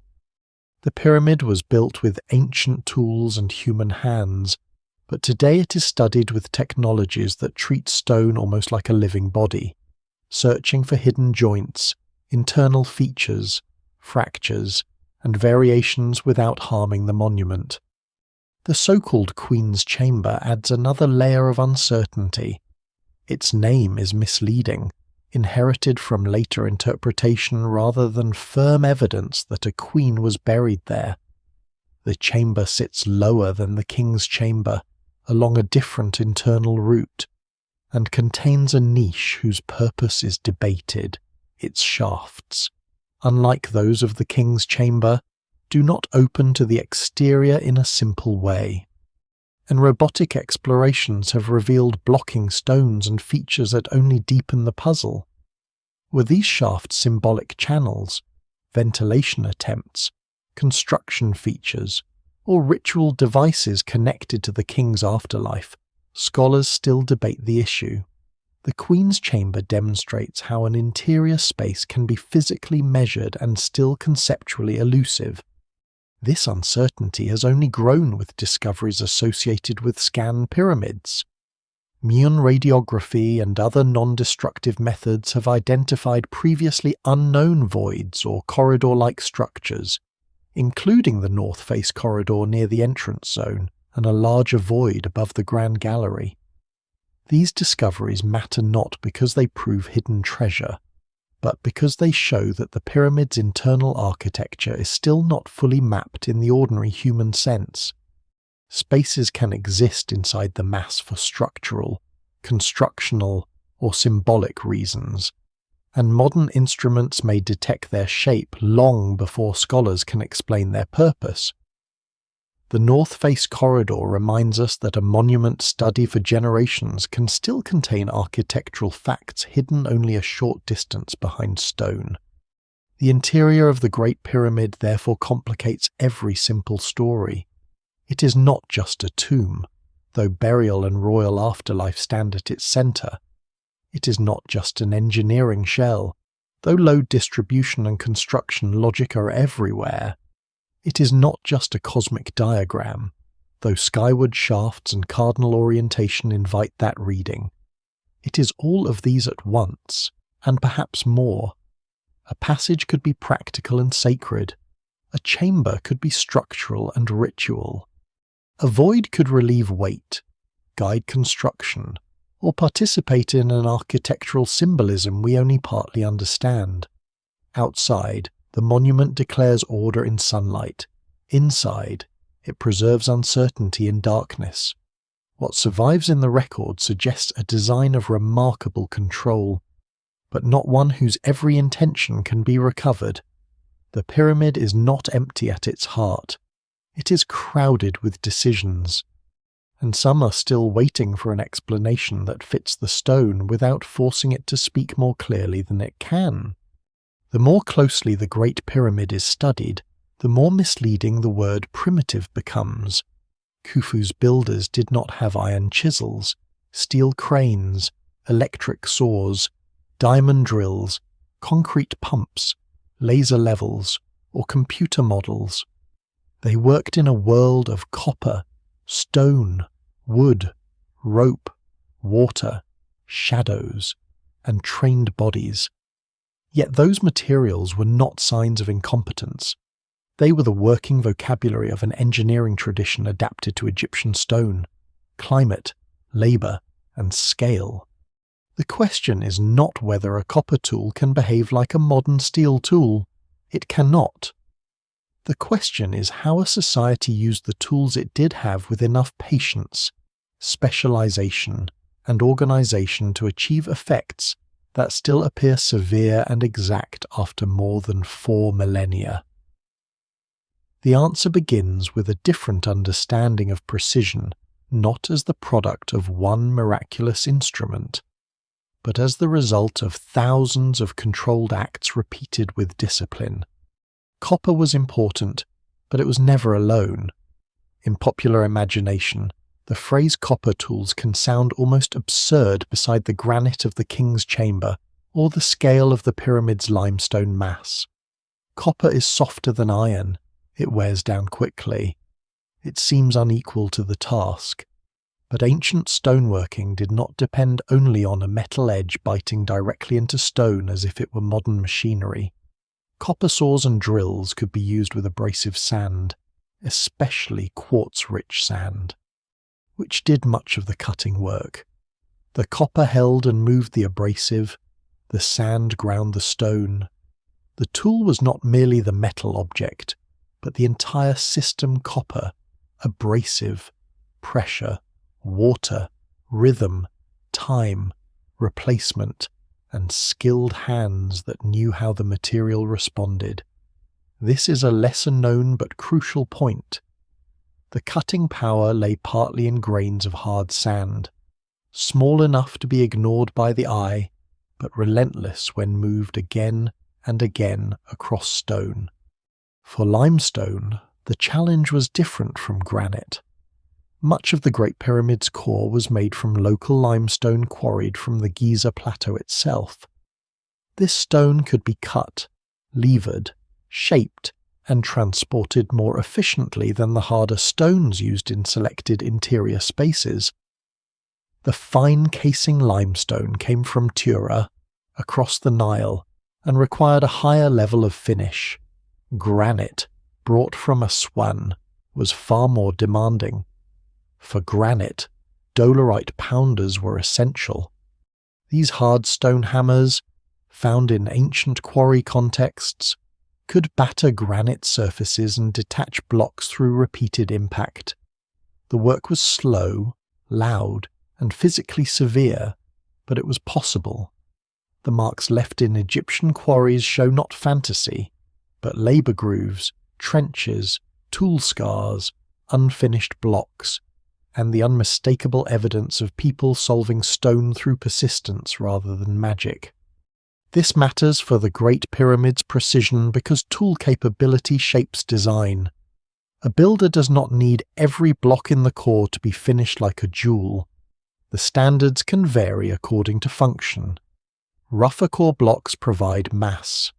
Better fitted stones define passages, chamber walls, casing surfaces, and critical load-bearing zones. Granite beams above the king's chamber needed extraordinary handling because their role was structural and sacred.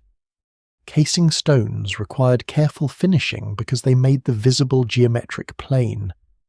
The intelligence of the system lies in knowing where precision must be concentrated and where mass is enough.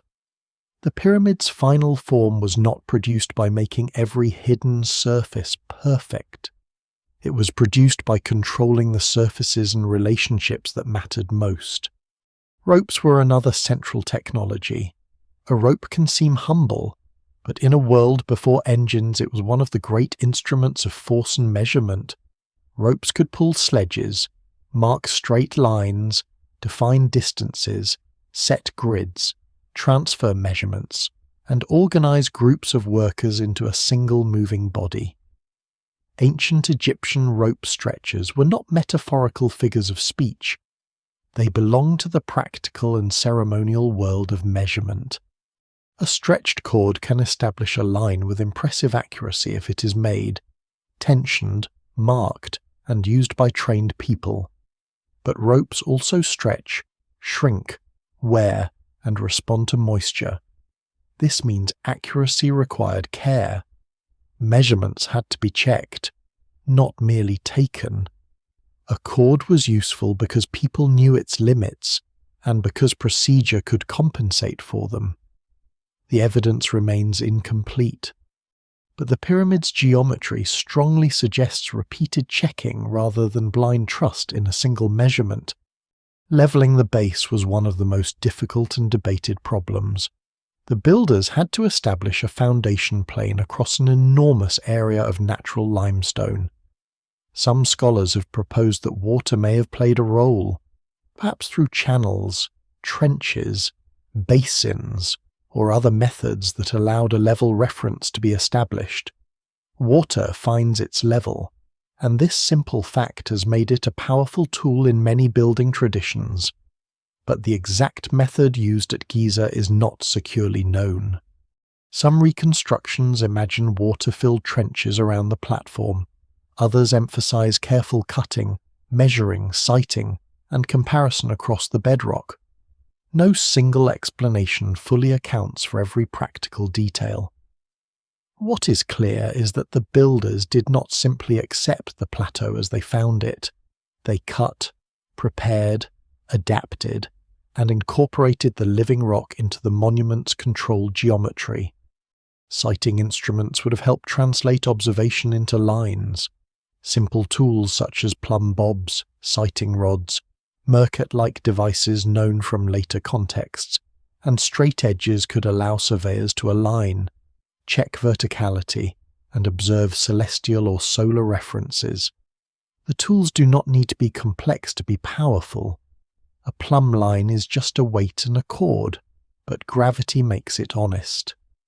A vertical rod and its shadow can become a clock and a compass if used carefully.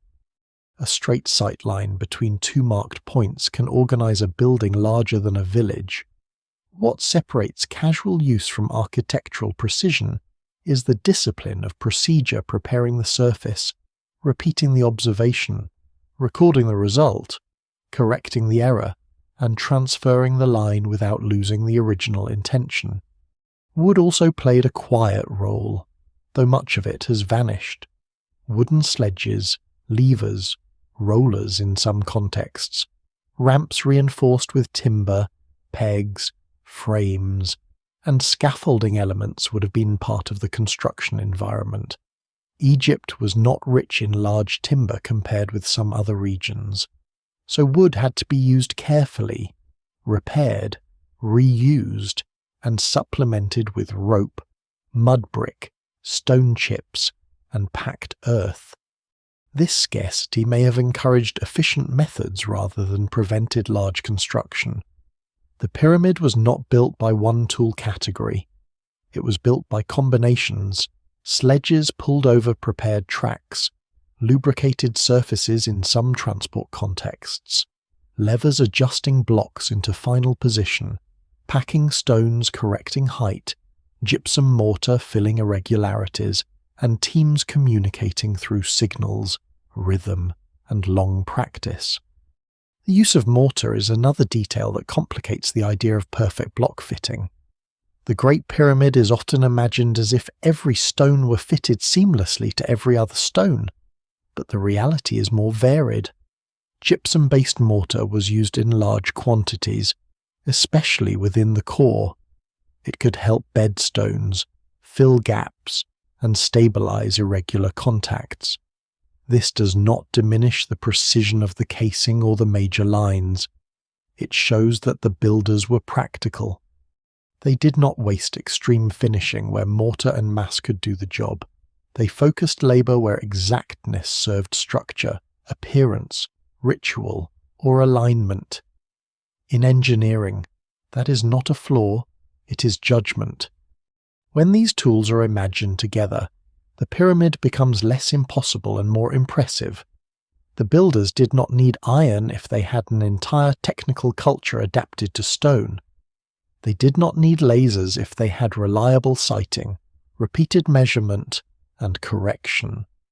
They did not need cranes if they had ramps, sledges, levers, manpower, and planning. They did not need modern mathematics if they had practical geometry, standard units, and proportional rules that could be built. The unanswered part is not whether these tools could work at all. Many of them demonstrably could. The harder question is how exactly they were combined at Giza, in what sequence, with what tolerances, and under whose direction. That is where the surviving record thins. The Great Pyramid's precision therefore belongs to a world of humble technologies used at heroic scale. A copper saw with sand, a stone pounder against granite, a cord stretched over prepared ground, a shadow marked with care, a plumb line hanging still in desert air, a sledge pulled by coordinated bodies, a block nudged into place by levers and checked against a line that had been checked before. None of these things alone explains the pyramid. Together, they begin to explain why the pyramid does not need impossibility to feel astonishing. Its tools were simple, but the system was not. The mystery that remains is the vanished choreography, the thousands of ordinary operations arranged so well that they produced an extraordinary form. The Great Pyramid did not rise from a blank sheet of sand. That is one of the easiest mistakes to make when imagining it.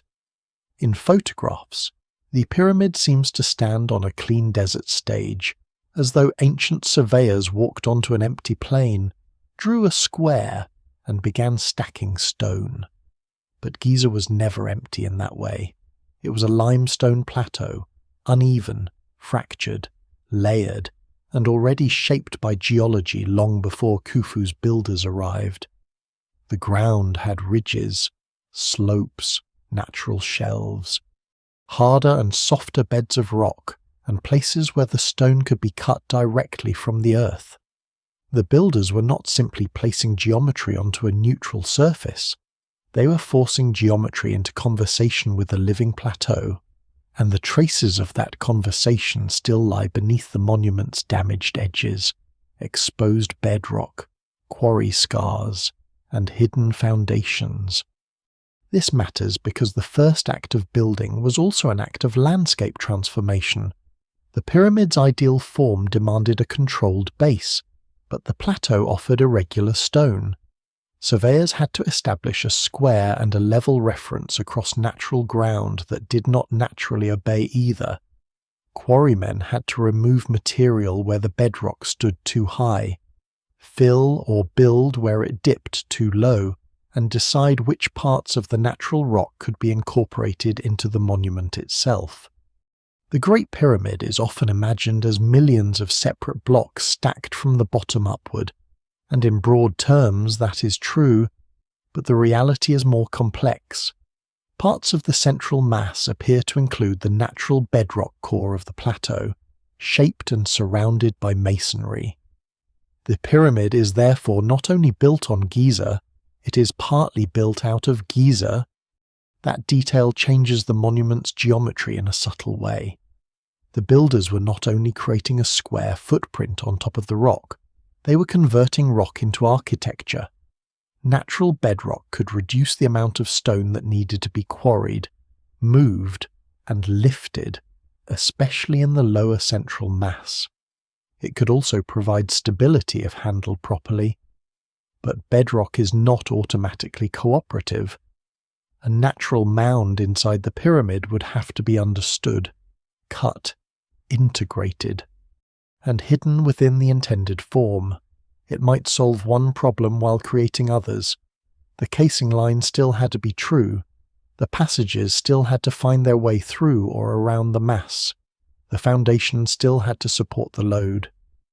The evidence remains incomplete, because so much is sealed beneath the monument. But what survives suggests a sophisticated adaptation of geology rather than a simple victory over it. The quarry landscape around the pyramid also tells part of the story.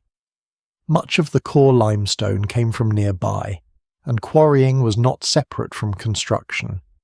It was part of the same operation. Stone removed from the plateau could become stone in the monument, while the scars left behind shaped roads, work areas, and the changing topography around the building site. The quarry was not a distant background detail.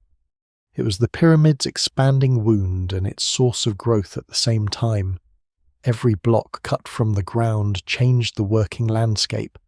Pathways shifted, piles of chips accumulated, ramps needed repair or extension.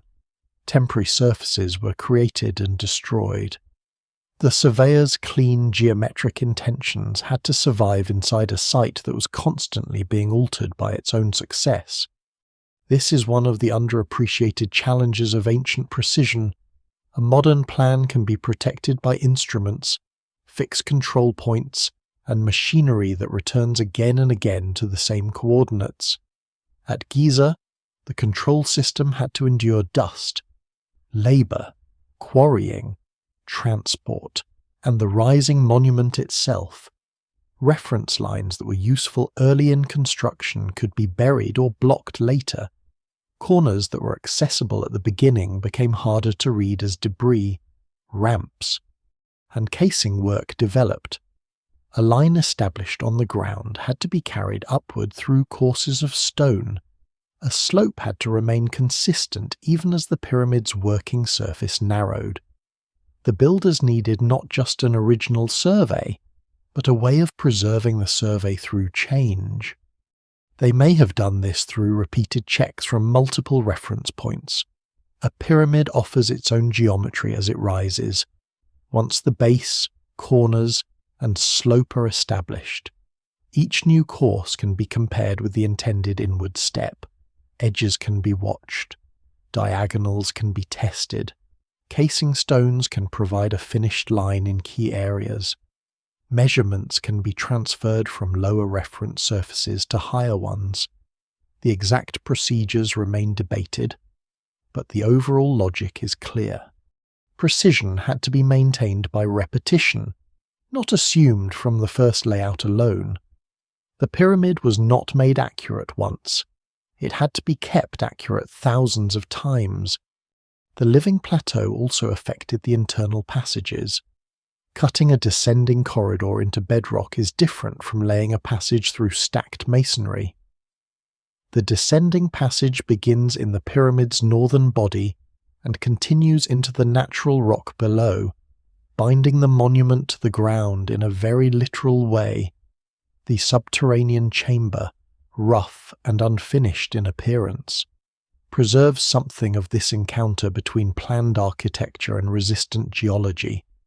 It is not a polished royal room like the king's chamber.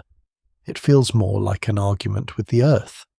Whether it was abandoned, symbolic, experimental, or part of an earlier design intention remains debated. But its texture reminds us that the pyramid's interior was not simply imagined in open space. It had to be cut through actual stone beds with actual tools. Working conditions on the plateau would have made this even harder.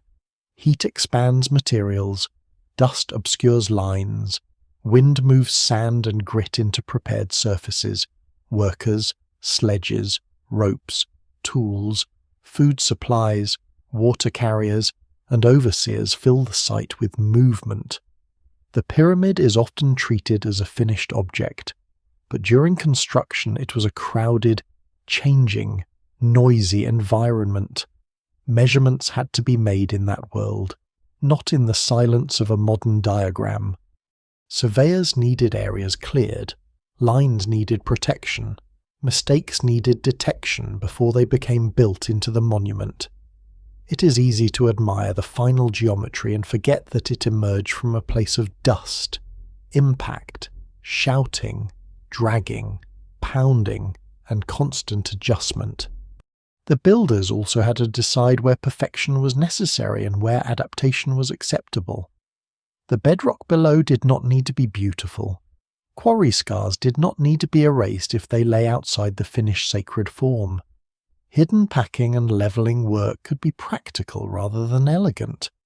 The outer casing, the baseline, the corners, the passages, and the chambers demanded higher control. This layered standard of precision is important. The Great Pyramid was not a modern machine part with uniform tolerance everywhere. It was a monumental body with zones of different importance. The genius lay in directing labour and accuracy to the places where the monument's stability, appearance, and meaning depended on them. No single explanation fully accounts for how every line was managed across the changing plateau. Some details are buried, some were destroyed, some were never recorded. But the surviving monument shows that the builders understood something essential. Geometry could not remain abstract. It had to be negotiated with limestone beds, quarry faces, foundation cuts, ramps, debris, gravity, and time. The pyramid's clean form is therefore a kind of mask over a much rougher story. Beneath the four ideal faces is a landscape disciplined, quarried, incorporated, concealed, and transformed. The unanswered geometry is not only in the numbers, it is in the process by which a natural plateau became a royal diagram, and by which rough earth was made to look, from a distance, like pure thought. Once the pyramid is measured, it becomes difficult to stop measuring it. That is part of its spell. A broken statue can be admired for its expression. A painted tomb can be read through figures, colours, and scenes. But the Great Pyramid offers something more austere and more dangerous to the imagination: length, height, angle, perimeter, chamber position, passage slope, ratios, alignments, and a form so clean that every number seems to ask for a second meaning. The monument becomes a field of patterns. Some patterns are clearly intentional, some are plausible but uncertain, some are coincidences dressed in grandeur, and some belong to a long tradition of pyramidology, where real measurements are pushed beyond the evidence until the ancient builders disappear beneath modern obsession. The most famous case is pi. The relationship between the pyramid's height and perimeter comes close to a ratio involving pi, and this has fascinated people for generations. If the original height is compared with the base perimeter in a certain way, the numbers seem to echo the relationship between the radius and circumference of a circle. To many observers, this feels too elegant to be accidental. The square pyramid appears, somehow, to contain the circle. The royal tomb becomes a stone expression of a mathematical constant. It is a beautiful idea, and that beauty is exactly why it must be handled carefully. A beautiful idea is not automatically a true intention. There is a more grounded explanation, and it begins with Egyptian slope. If the builders chose the pyramid's angle through a sect, using a simple rise and run relationship, then certain perimeter to height ratios would naturally result. A sect of 5.5 palms per cubit of rise can produce a pyramid whose proportions approximate a pi-like relationship without requiring the builders to know pi in the modern sense. Name it, symbolize it, or consciously encode it. This does not make the numerical resemblance false. The ratio is there, within the limits of reconstruction, but the path to that ratio may have been entirely Egyptian, practical, and architectural. In other words, the pyramid may resemble pi because of how its slope was chosen, not because its builders set out to hide a Greek or modern mathematical concept in stone. This distinction matters. Ancient Egyptians were mathematically capable, but their mathematics was not identical to later Greek geometry or modern symbolic mathematics. They worked with fractions, areas, volumes, slopes, measures, and practical problems. Later mathematical papyri show a tradition concerned with calculation, rationing, fields, granaries, construction, and geometry applied to real tasks. That does not mean 4th dynasty architects were ignorant. It means their intelligence should be understood on its own terms. To force modern constants into the pyramid as the only explanation is, in a subtle way, to underestimate the builders. It suggests their achievement matters only if it secretly resembles our mathematics. But the more interesting possibility is that they achieved monumental precision through a system different from ours, one whose full practice has mostly vanished. The golden ratio follows a similar path. Some have argued that the pyramid's slant height, base, and vertical height produce relationships that echo the famous proportion later celebrated in art, architecture, and mathematics. Again, the numbers can be arranged in suggestive ways. Again, the claim is alluring because it makes the monument feel like a universal code. But ancient buildings, especially large symmetrical buildings, generate many relationships. A square base and a chosen height automatically create a network of lengths half base, diagonal, face height, edge length, perimeter, volume, chamber positions, and passage angles. If a later observer searches long enough, some of these relationships will approach famous constants. The question is not whether a modern calculator can find a resemblance. The question is whether there is evidence that the builders intended that resemblance, and there the ground becomes much less firm. This is where disciplined wonder is needed. It is too easy to choose between two extremes. One extreme declares that every striking number is proof of hidden wisdom, lost science, prophecy, or a vanished civilization older than Egypt itself. The other extreme waves away all numerical interest as coincidence and refuses to ask why the pyramid's proportions are so controlled. Neither extreme does justice to the monument. The Great Pyramid was clearly designed with careful proportion. Its slope, base, orientation, and internal lines were not random, but careful proportion does not automatically mean secret universal code. It may mean something more historically real, a design culture using royal cubits, palms, seeked values, celestial orientation, symbolic form, and inherited architectural rules to create a monument that was coherent, buildable, and sacred. Numbers invite obsession because they seem immune to time. Stone erodes, names are lost, myths change, but a ratio appears to remain clean. Once a measurement is written down, it can be carried into another culture, another language, another theory. The Great Pyramid became, over centuries, an enormous measuring device for other people's imaginations. Travelers measured it to understand ancient wisdom. Religious writers measured it to find sacred chronology. Esoteric thinkers measured it to locate cosmic messages. Nationalists, mystics, mathematicians, and amateurs all found something to admire, and sometimes something to misuse. The pyramid's stripped surfaces made this easier. Without inscriptions covering its faces, without a long written explanation from Khufu's architects, The monument became available to interpretation. Silence became a screen.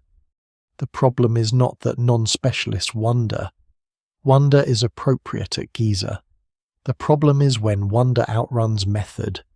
A measurement must first be reliable. The original surface must be reconstructed. The damage must be accounted for. The unit of measure must be identified. The ancient context must be considered. A ratio must be shown to be meaningful within the design system, not merely attractive to a modern observer. If one selects measurements freely, changes units conveniently, rounds numbers generously, and ignores Egyptian practice, almost any large monument can be made to confess almost any secret. The Great Pyramid deserves better than forced confession. There are still legitimate mysteries in its numbers. The exact design process remains uncertain. Scholars still debate how the plan was generated, how much was fixed in advance, how internal passages relate proportionally to the exterior, and whether some relationships were symbolic, structural, or practical. The absence of plans leaves room for careful disagreement. Some models emphasize the seeked and cubit system. Others explore geometric constructions that might have guided layout. Others examine possible relationships between chambers, shafts, and celestial targets. These approaches are not all equal, and some remain more speculative than others. But the serious versions share an important discipline they try to work from Egyptian measures, archaeological evidence, and buildable procedures rather than from fantasy. A surprising detail in all this is that ancient precision can produce modern mystery simply by being practical. Imagine a team choosing a slope because it is stable, visually powerful, consistent with earlier experiments, and easy to control using known measures. Thousands of years later, after the cultural explanation has vanished, that same slope generates ratios that look astonishing to people armed with different mathematics. The mystery may not be that the builders hid a number. The mystery may be that their practical choice was elegant enough to remain mathematically interesting long after the practical language behind it disappeared. That is not a lesser wonder, it is a deeper one.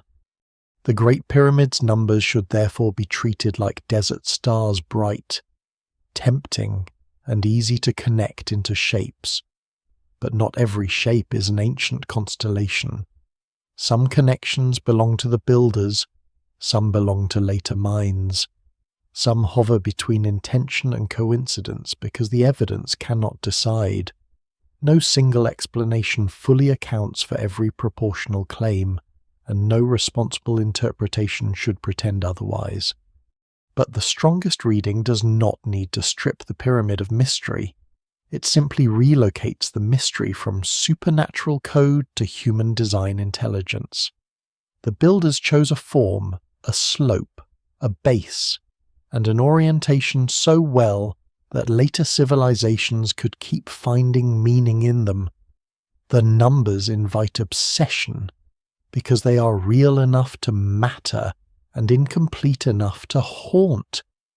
At Giza, mathematics is not a locked message waiting for one final key. It is the surviving shadow of a vanished way of building the eternal. The Great Pyramid becomes more convincing, not less, when its imperfections are allowed back into the story. For a long time, popular imagination has preferred the flawless pyramid, a monument so exact that no human explanation feels adequate.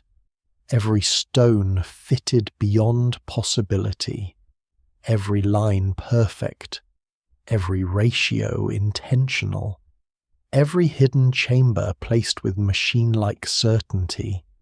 But the real pyramid is more interesting than that. It is not a supernatural object floating outside the limits of labor. It is a human monument of extraordinary discipline, and like all human monuments, it preserves tiny traces of pressure, adjustment, damage, repair, and error. These traces do not weaken the achievement.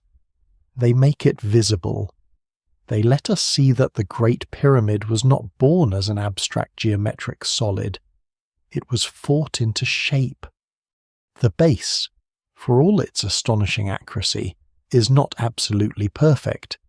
The sides are very close in length, and the orientation is remarkably close to true north. But close is the honest word. There are deviations. There are small differences from side to side, slight angular errors, and uncertainties created by damage to the original casing line. These are not embarrassing footnotes. They are among the most valuable pieces of evidence the monument gives us. A perfectly exact pyramid. In the modern mathematical sense, it would be almost a historical. The real Great Pyramid shows a level of control that is exceptional for its age and scale, while also showing that its builders work through the stubbornness of stone, terrain, instruments, and time. The tiny errors are the fingerprints of procedure. One of the most important lessons of these imperfections is that precision is not the same as perfection. Precision means that a system can control error within limits. Perfection, in the popular imagination, means that no error exists at all. The Great Pyramid belongs to the first category, and that is why it should be admired more deeply. Its builders did not eliminate every irregularity from millions of tons of material. No builder could. Instead, they managed the errors that mattered. The base had to be close enough to square for the monument to rise coherently. The orientation had to be close enough to the cardinal directions to satisfy ritual and visual order. The casing had to create the finished planes. The chambers had to survive beneath the load. Hidden core masonry could tolerate far more variation than the sacred skin. This is not mystical precision. It is engineering judgment. The exposed core blocks make this clear. Seen today, the pyramid's sides are rough, stepped, and uneven, nothing like the smooth white faces that once covered them. The core masonry varies in size, shape, and finish. Some blocks are carefully set, others are more irregular. Mortar fills spaces. Courses are not identical bands of perfect stone. The monument's outward geometry depended heavily on the casing and on controlled outer reference lines, not on every internal block being cut to impossible standards. This is a crucial distinction. The pyramid was a structured mass, not a single seamless crystal. The builders understood where beauty and precision had to appear and where weight, packing, and stability were sufficient. That distinction is exactly what one would expect from skilled human builders, and exactly what fantasy often ignores. Inside the pyramid, the signs of human decision become even more intimate. Passages are impressively straight and controlled, but they are not the product of effortless perfection. They run through changing materials, from masonry into bedrock, from narrow corridors into large spaces, from rough subterranean cutting to highly finished granite chamber walls. The subterranean chamber, with its unfinished appearance, remains one of the clearest reminders that the pyramid's interior may preserve abandoned intentions, revised plans, or construction priorities that changed as the monument developed. Scholars still debate the meaning of that space, but it resists any image of a building executed as a flawless plan without uncertainty. It feels like a surviving draft beneath the final statement. The king's chamber adds another kind of evidence. Granite is powerful, but it is not invulnerable. The chamber and the spaces above it had to manage enormous forces from the pyramid's mass. The relieving chambers show that the builders anticipated pressure and tried to redirect it, using heavy granite beams and a stacked system of voids to protect the burial space below. Yet cracks and stresses in the chamber area remind us that stone under load has its own long life. Recent non-invasive studies of granite blocks and inner surfaces are valuable precisely because they treat the pyramid not as a solved object, but as a structure whose material condition still needs to be read carefully. The stone has internal features, fractures, joints, salt effects, surface changes, and histories of stress that cannot be understood by looking only at outer dimensions. Even the most famous room in the pyramid still has things to reveal. These material details matter because they move the mystery away from fantasy and toward craft. A block of granite is not just a number in a plan, it has grain, weakness, weight, shape, and behavior under pressure. A limestone casing stone is not only part of a slope, it is a worked object that had to be quarried, transported, set, adjusted, and made to meet its neighbours. Mortar is not a sign of failure, it is part of the construction system. Tool marks are not blemishes. They are records of method. Damage is not merely loss. Sometimes it exposes hidden relationships between casing, core, bedrock, and chamber. The pyramid's errors and scars are not interruptions in the evidence. Often, they are the evidence. The same is true of construction tolerances. Every large building is a negotiation between intended geometry and acceptable deviation. Modern engineers work with tolerances openly, specifying how much variation is allowed in different parts of a structure. Ancient Egyptian builders may not have expressed tolerance in the same formal written language, but they clearly practiced something like it. A passage wall required one standard, a hidden core block required another, a casing joint required another, a quarry trench required another.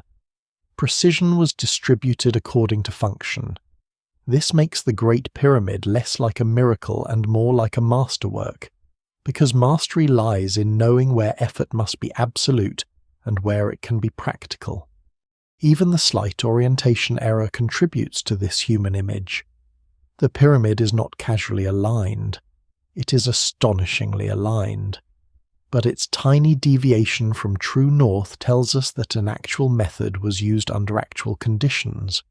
Perhaps the horizon, the season, the stars, the shadow, or the transfer of lines introduced a small offset. Perhaps the measuring system had tiny biases repeated across the site. The exact cause remains debated, but the error itself is meaningful. It shows that the builders were not invoking perfect cosmic knowledge. They were observing, measuring, marking, and building with remarkable success. The small mistake is what makes the achievement historically legible. There is something strangely comforting in this. The Great Pyramid does not ask us to choose between awe and reason. Its imperfections allow both. They reveal workers correcting stone, surveyors checking lines, overseers accepting some variations and rejecting others, architects balancing ideal form against real material, and a state capable of sustaining that discipline over years. They also remind us that the monument's endurance was not guaranteed. It survived despite stresses, despite stripped casing, despite earthquakes, despite robbery, despite weathering, despite centuries of misunderstanding. The pyramid's power lies not in being untouched by time, but in having absorbed time without losing its essential form. So the errors reveal the builders more clearly than perfection ever could. They show that the Great Pyramid was made by people operating at the edge of what their tools, institutions, and traditions could accomplish. They made small mistakes, but they controlled them. They worked with uneven ground, but they imposed a square. They used varied blocks, but they created a coherent mass.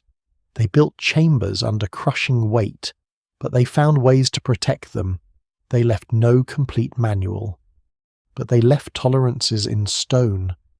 The monument is not less mysterious because it is human. It is mysterious because it is human at such a scale, and because the traces of effort are still there, quietly correcting every story that makes the pyramid too perfect to be true. The pyramid's imperfections bring the builders closer, but they do not settle the hardest question.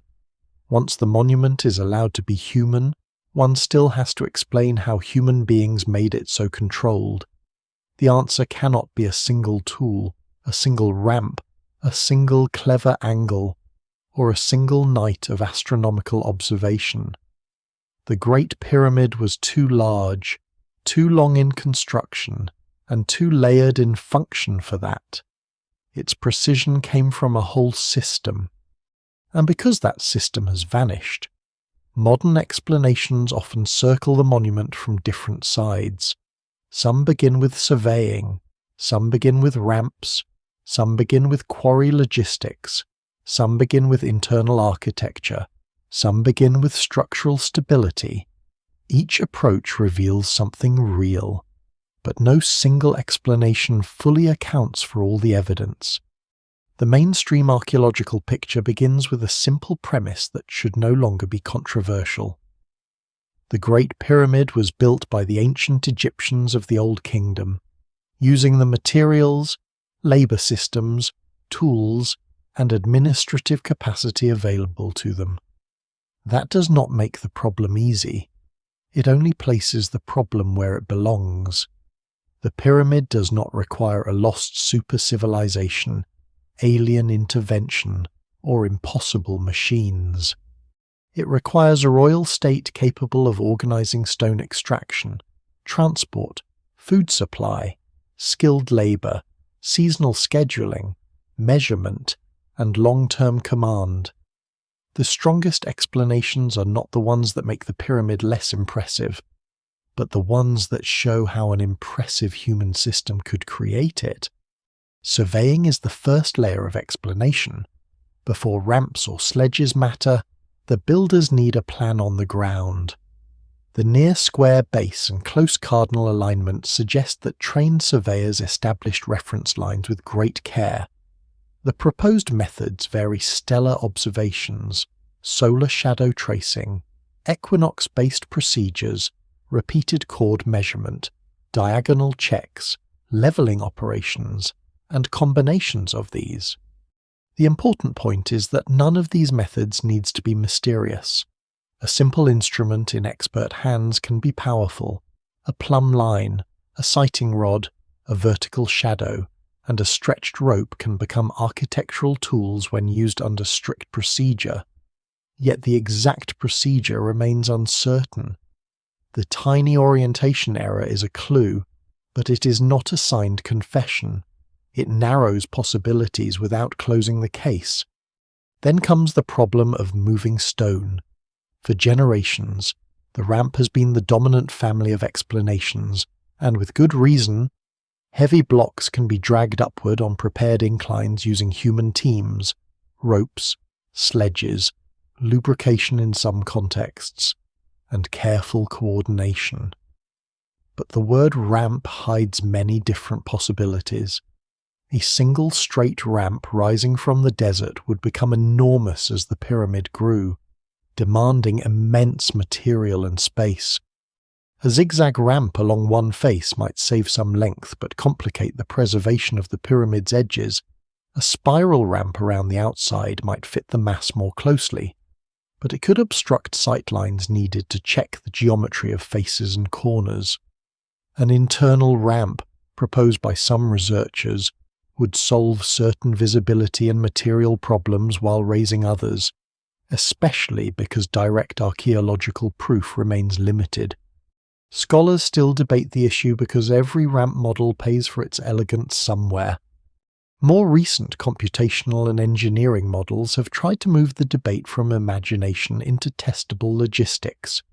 Instead of simply asking whether a ramp looks plausible, they ask how fast blocks could move, how many teams would be needed, how ramp gradients would affect pulling force, how construction stages might unfold, how temporary structures could be integrated into the growing pyramid, and whether a proposed system could produce the required pace over a realistic building period. Edge-integrated or multi-ramp models are especially interesting because they imagine ramps as part of a changing construction envelope, rather than as one gigantic external road. Such models can show that certain strategies are physically possible, perhaps even efficient under specific assumptions. But a model of feasibility is not the same as direct proof. It can tell us that a method could have worked, not that Khufu's builders certainly used it. Counterweight theories offer another path through the problem. Some proposals imagine pulley-like or sliding systems using weights, ramps, and internal passages to help move heavy stones, sometimes drawing attention to the grand gallery, ascending passage, and descending passage as possible parts of a construction mechanism. These ideas are appealing because the grand gallery is so unusual, and because the movement of large granite beams into the king's chamber area seems to demand special explanation. But such theories must be treated carefully. A passage that could have served a mechanical purpose may also have had ritual, architectural, or symbolic functions. The same space can invite multiple readings, and the evidence does not yet allow a final one. The more responsible view is that counterweight models are part of the debate, not the settled answer. External logistics may be even more important than the lifting method itself. A pyramid is not built only at the pyramid. It begins in quarries, river channels, harbours, boatyards, storage areas, cattle yards, bakeries, and administrative offices. The renewed attention to ancient Nile branches near the pyramid fields has sharpened this point. If a now abandoned branch of the Nile ran closer to the pyramid zone in the Old Kingdom, then the movement of stone and supplies becomes easier to understand. Causeways and valley temples may have connected the sacred landscape to practical transport networks. This does not explain the pyramid's geometry directly, but it explains how geometry could be fed. A precisely planned monument cannot rise if its material supply collapses. The river was part of the mathematics because logistics set the limits of what could be built. Structural explanations add still another layer. The Great Pyramid's survival is not only a matter of good luck.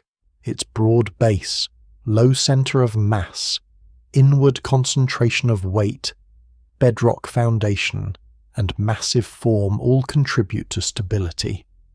Recent studies of seismic behaviour and geotechnical aspects remind us that the pyramid is not merely a shape seen from outside, it is a dynamic stone body responding to ground, vibration, stress, and time.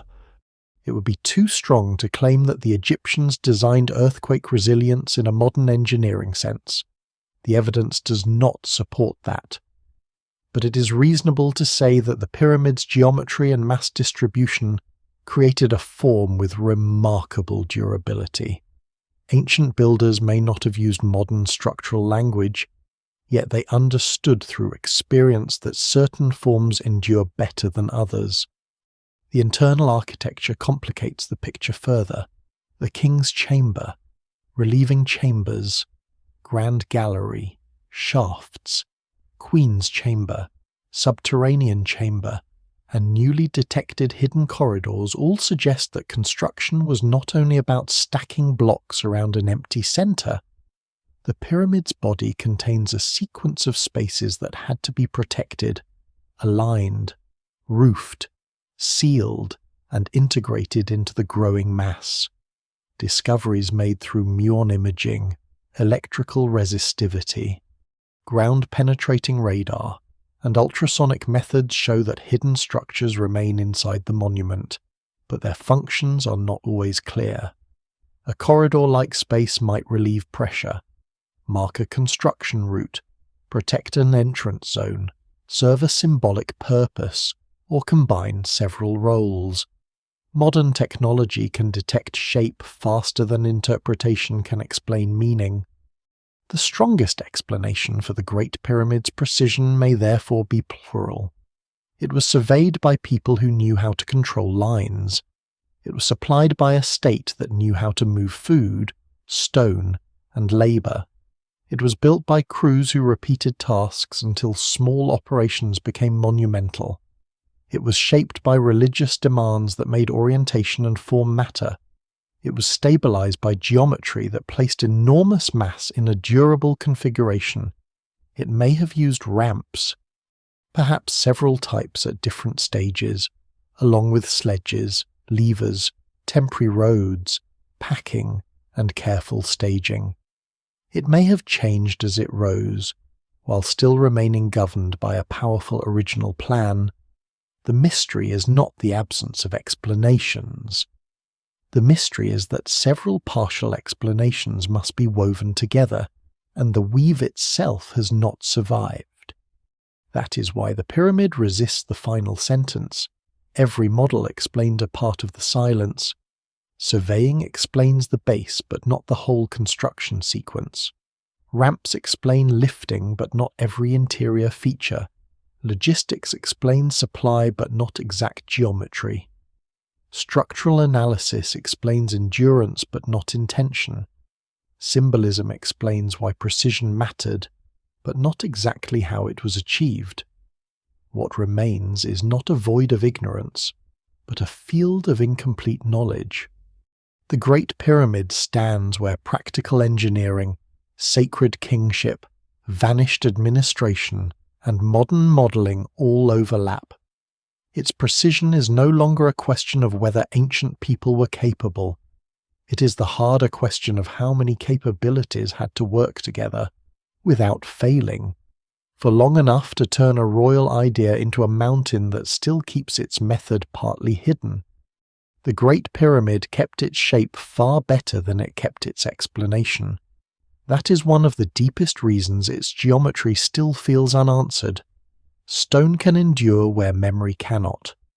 A line cut into limestone may outlast the language that named it, the ritual that activated it, the office that supervised it, and the hands that checked it before dawn. By the time later ages stood before Khufu's pyramid with wonder, the original culture of its making had already changed many times.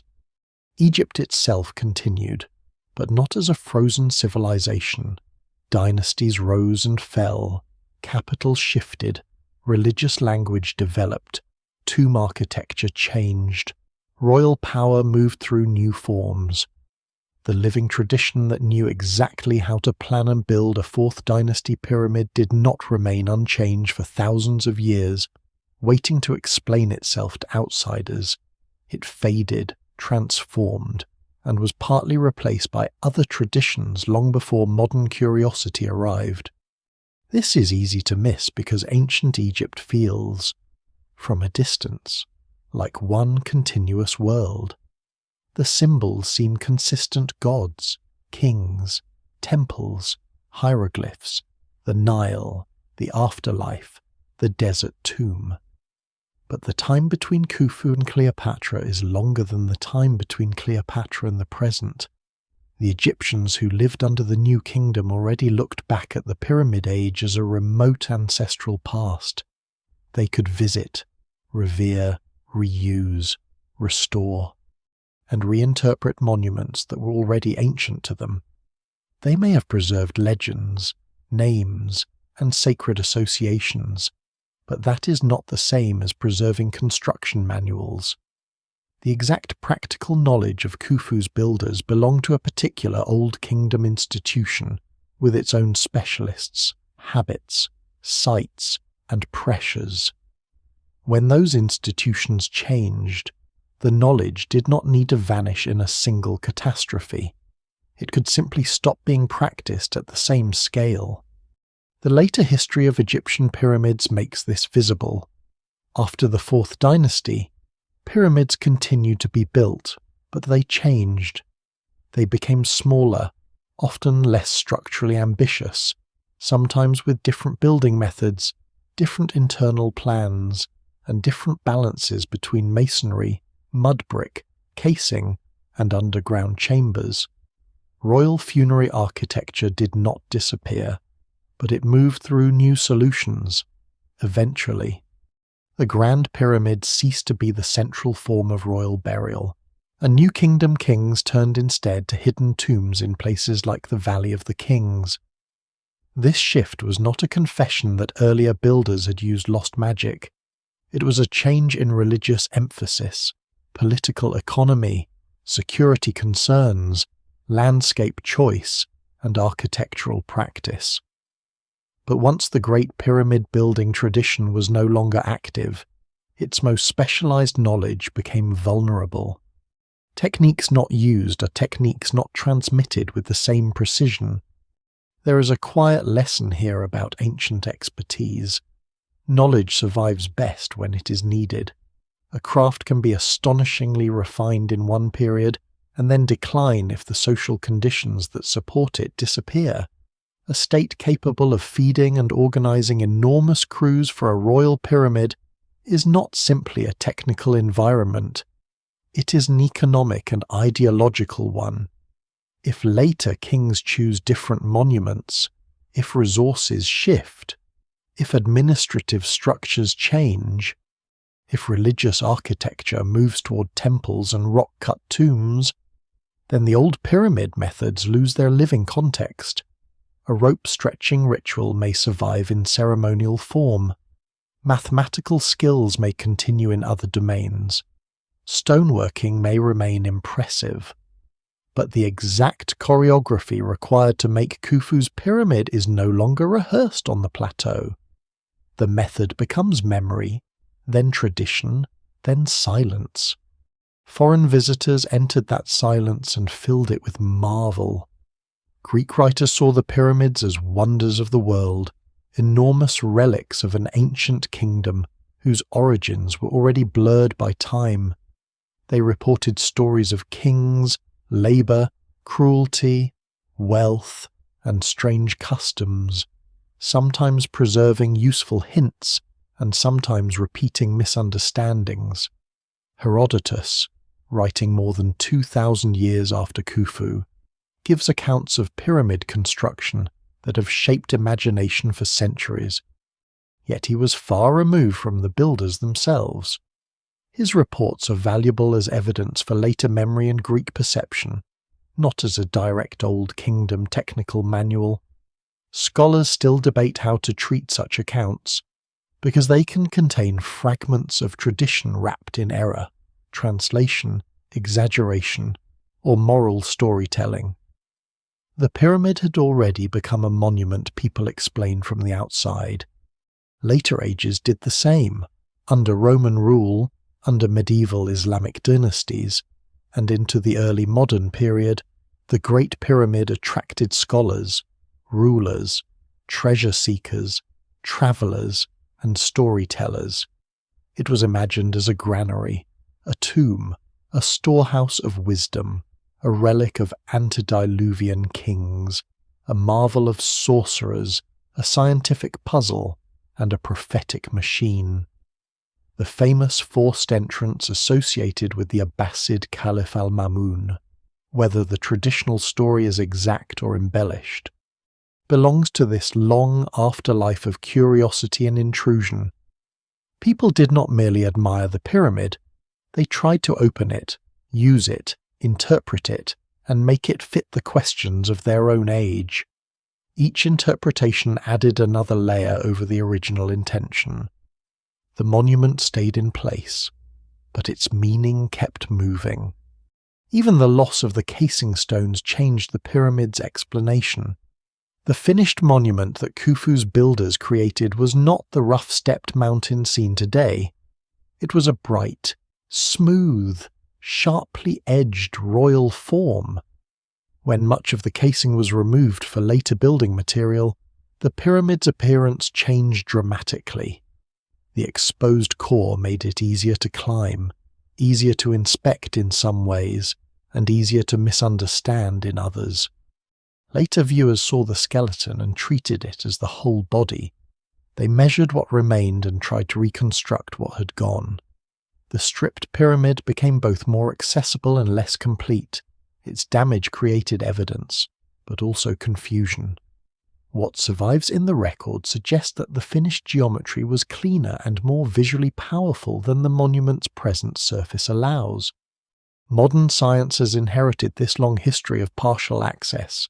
Archaeologists and engineers can measure the base, scan hidden spaces, analyze stone surfaces, model stress, and test construction hypotheses, but they do so after thousands of years of alteration. The monument has been quarried, entered, damaged, explored, conserved, and interpreted repeatedly. Some original evidence has vanished forever. Some is hidden behind stone that cannot be removed without unacceptable destruction. This is why non-destructive methods have become so important. Cosmic ray muons, electrical resistivity, ground-penetrating radar, ultrasonic testing, and material characterization allow researchers to ask new questions without repeating the violence of earlier intrusions. Yet even these technologies do not magically restore intention.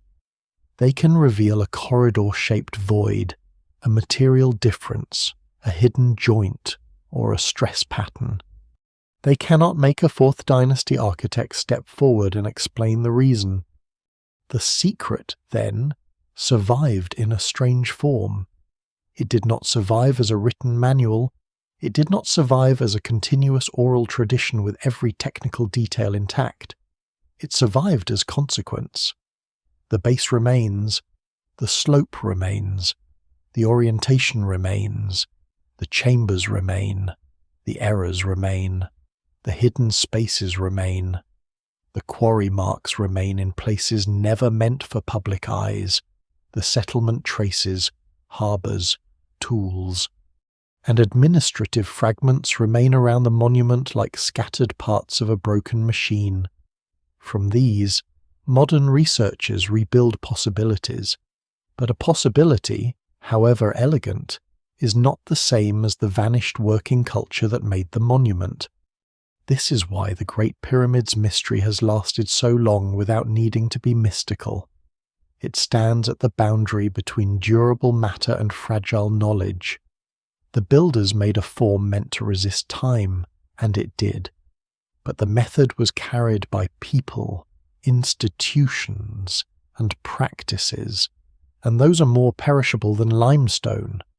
The pyramid's geometry survived because it was built into stone. The explanation faded because it was built into lives. What remains at Giza is therefore not merely a monument whose numbers are difficult to explain. It is a monument that demonstrates how civilization can preserve its greatest achievements while losing the ordinary knowledge that made them possible. The stone remembers the result. The process has become one of history's most disciplined silences. In the end, the Great Pyramid's geometry is not only a problem of ancient mathematics, it is a record of human ambition pressed so deeply into the earth that even after the language of its makers has thinned, the decision still stands. The monument does not ask to be believed in as a miracle.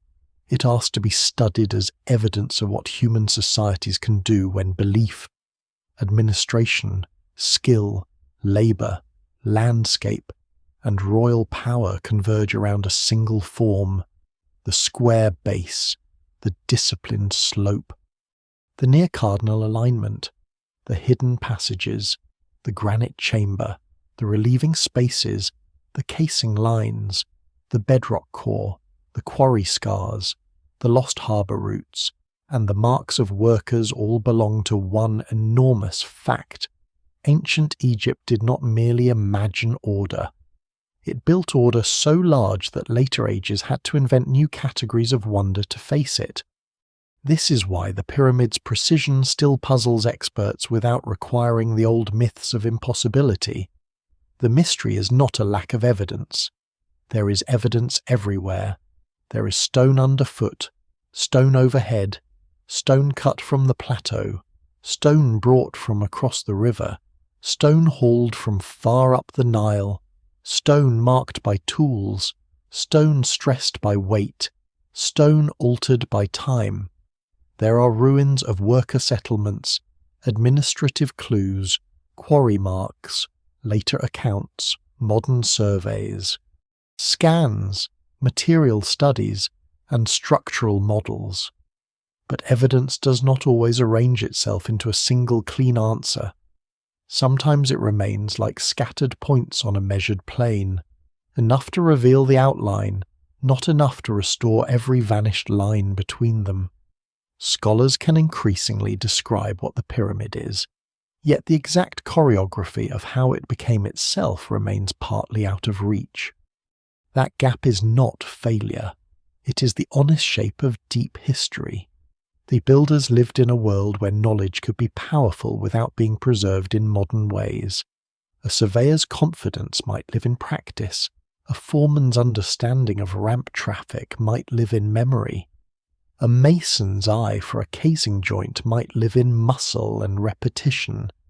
A project schedule might live on papyrus that later decayed, or on ostrea discarded after their use, or in administrative habits that seem too ordinary to immortalize. Modern people often expect great achievements to leave behind great explanations, but many civilizations leave their explanations unevenly. They preserve tombs better than instructions, monuments better than voices, results better than methods. The Great Pyramid's legacy, then, is not just that it was built, it is that it continues to force humility upon everyone who approaches it. It humbles the enthusiast who wants every ratio to be a hidden code. It humbles the skeptic who wants ancient construction to be simple once the supernatural is removed. It humbles the engineer who can model forces but not recover every ancient decision. It humbles the archaeologist who can reject unsupported claims but still must live with uncertainty. The monument refuses both arrogance and dismissal.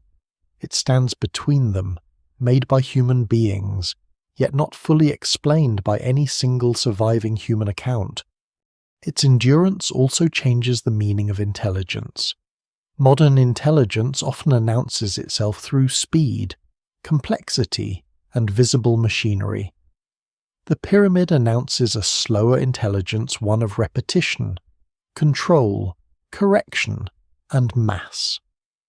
It is the intelligence of keeping a line straight across a vast foundation, the intelligence of feeding crews long enough for a royal dream to become geology, the intelligence of choosing a slope that could be built and seen, the intelligence of placing precision where it mattered and accepting practical roughness where it did not, the intelligence of turning simple tools into a system, the intelligence of making small acts accumulate until the result became too large for any one hand to claim.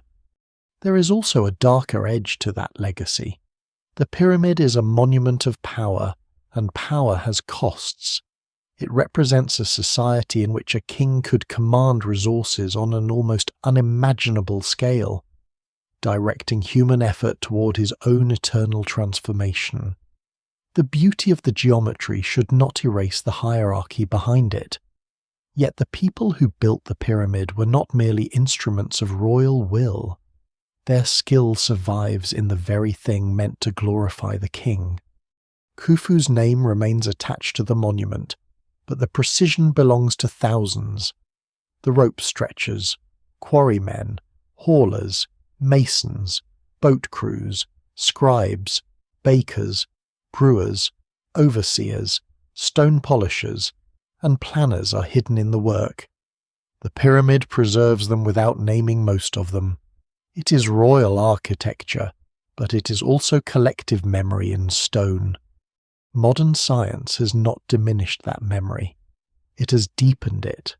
When muons reveal a hidden corridor, when ultrasonic waves read granite blocks without cutting them open, when electrical resistivity hints at internal structures, when material analysis detects the story of surfaces, and when computational models test how ramps might have moved stone, the pyramid becomes more human, not less. Technology does not strip away the mystery, it sharpens the questions. It shows that the Great Pyramid is not a solved relic sitting passively in the desert, but an active field of research where every new method finds another boundary between what can be known and what must remain carefully inferred. The unanswered geometry is therefore the right kind of mystery. It does not depend on denying ancient Egyptian capability. It depends on respecting it.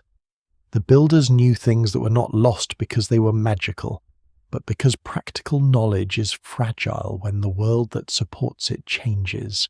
Their precision still puzzles experts because it was created by a system whose surviving traces are uneven. We can see the result.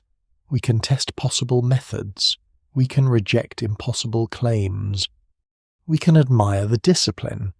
But the full living process, the day-by-day coordination, the moment a survey line was accepted, the decision to adjust a course, the argument over a chamber, the rhythm of hauling stone up a temporary path has vanished into the silence behind the monument.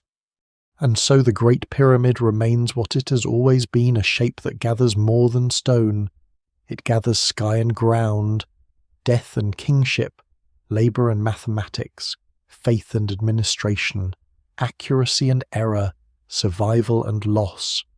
Its precision still feels unanswered because it is not only a technical question, it is a human question, and human questions rarely and cleanly after 4,600 years. The pyramid stands as proof that ancient intelligence could be both practical and profound, measurable and mysterious, ordinary in its tools and extraordinary in its result. It is not impossible. It is something more difficult to explain, a way possible, human, and still not fully understood. The desert grows quieter when the measurements fall away. After all the baselines, slopes, corridors, stars, chambers, ramps, stones, and theories, the Great Pyramid remains under the changing light, less like an answer than a presence. Morning turns its broken faces pale. Noon hardens every edge. Evening lets the shadows climb the courses one by one, until the monument seems to return slowly into the earth from which it was made. Around it, the modern world keeps moving. Roads hum. Cameras lift. Voices pass. The city glows at the edge of the plateau, but the pyramid is patient in a way human beings are not. It has survived because stone can hold a decision longer than memory can hold a story. The people who measured its first lines are gone.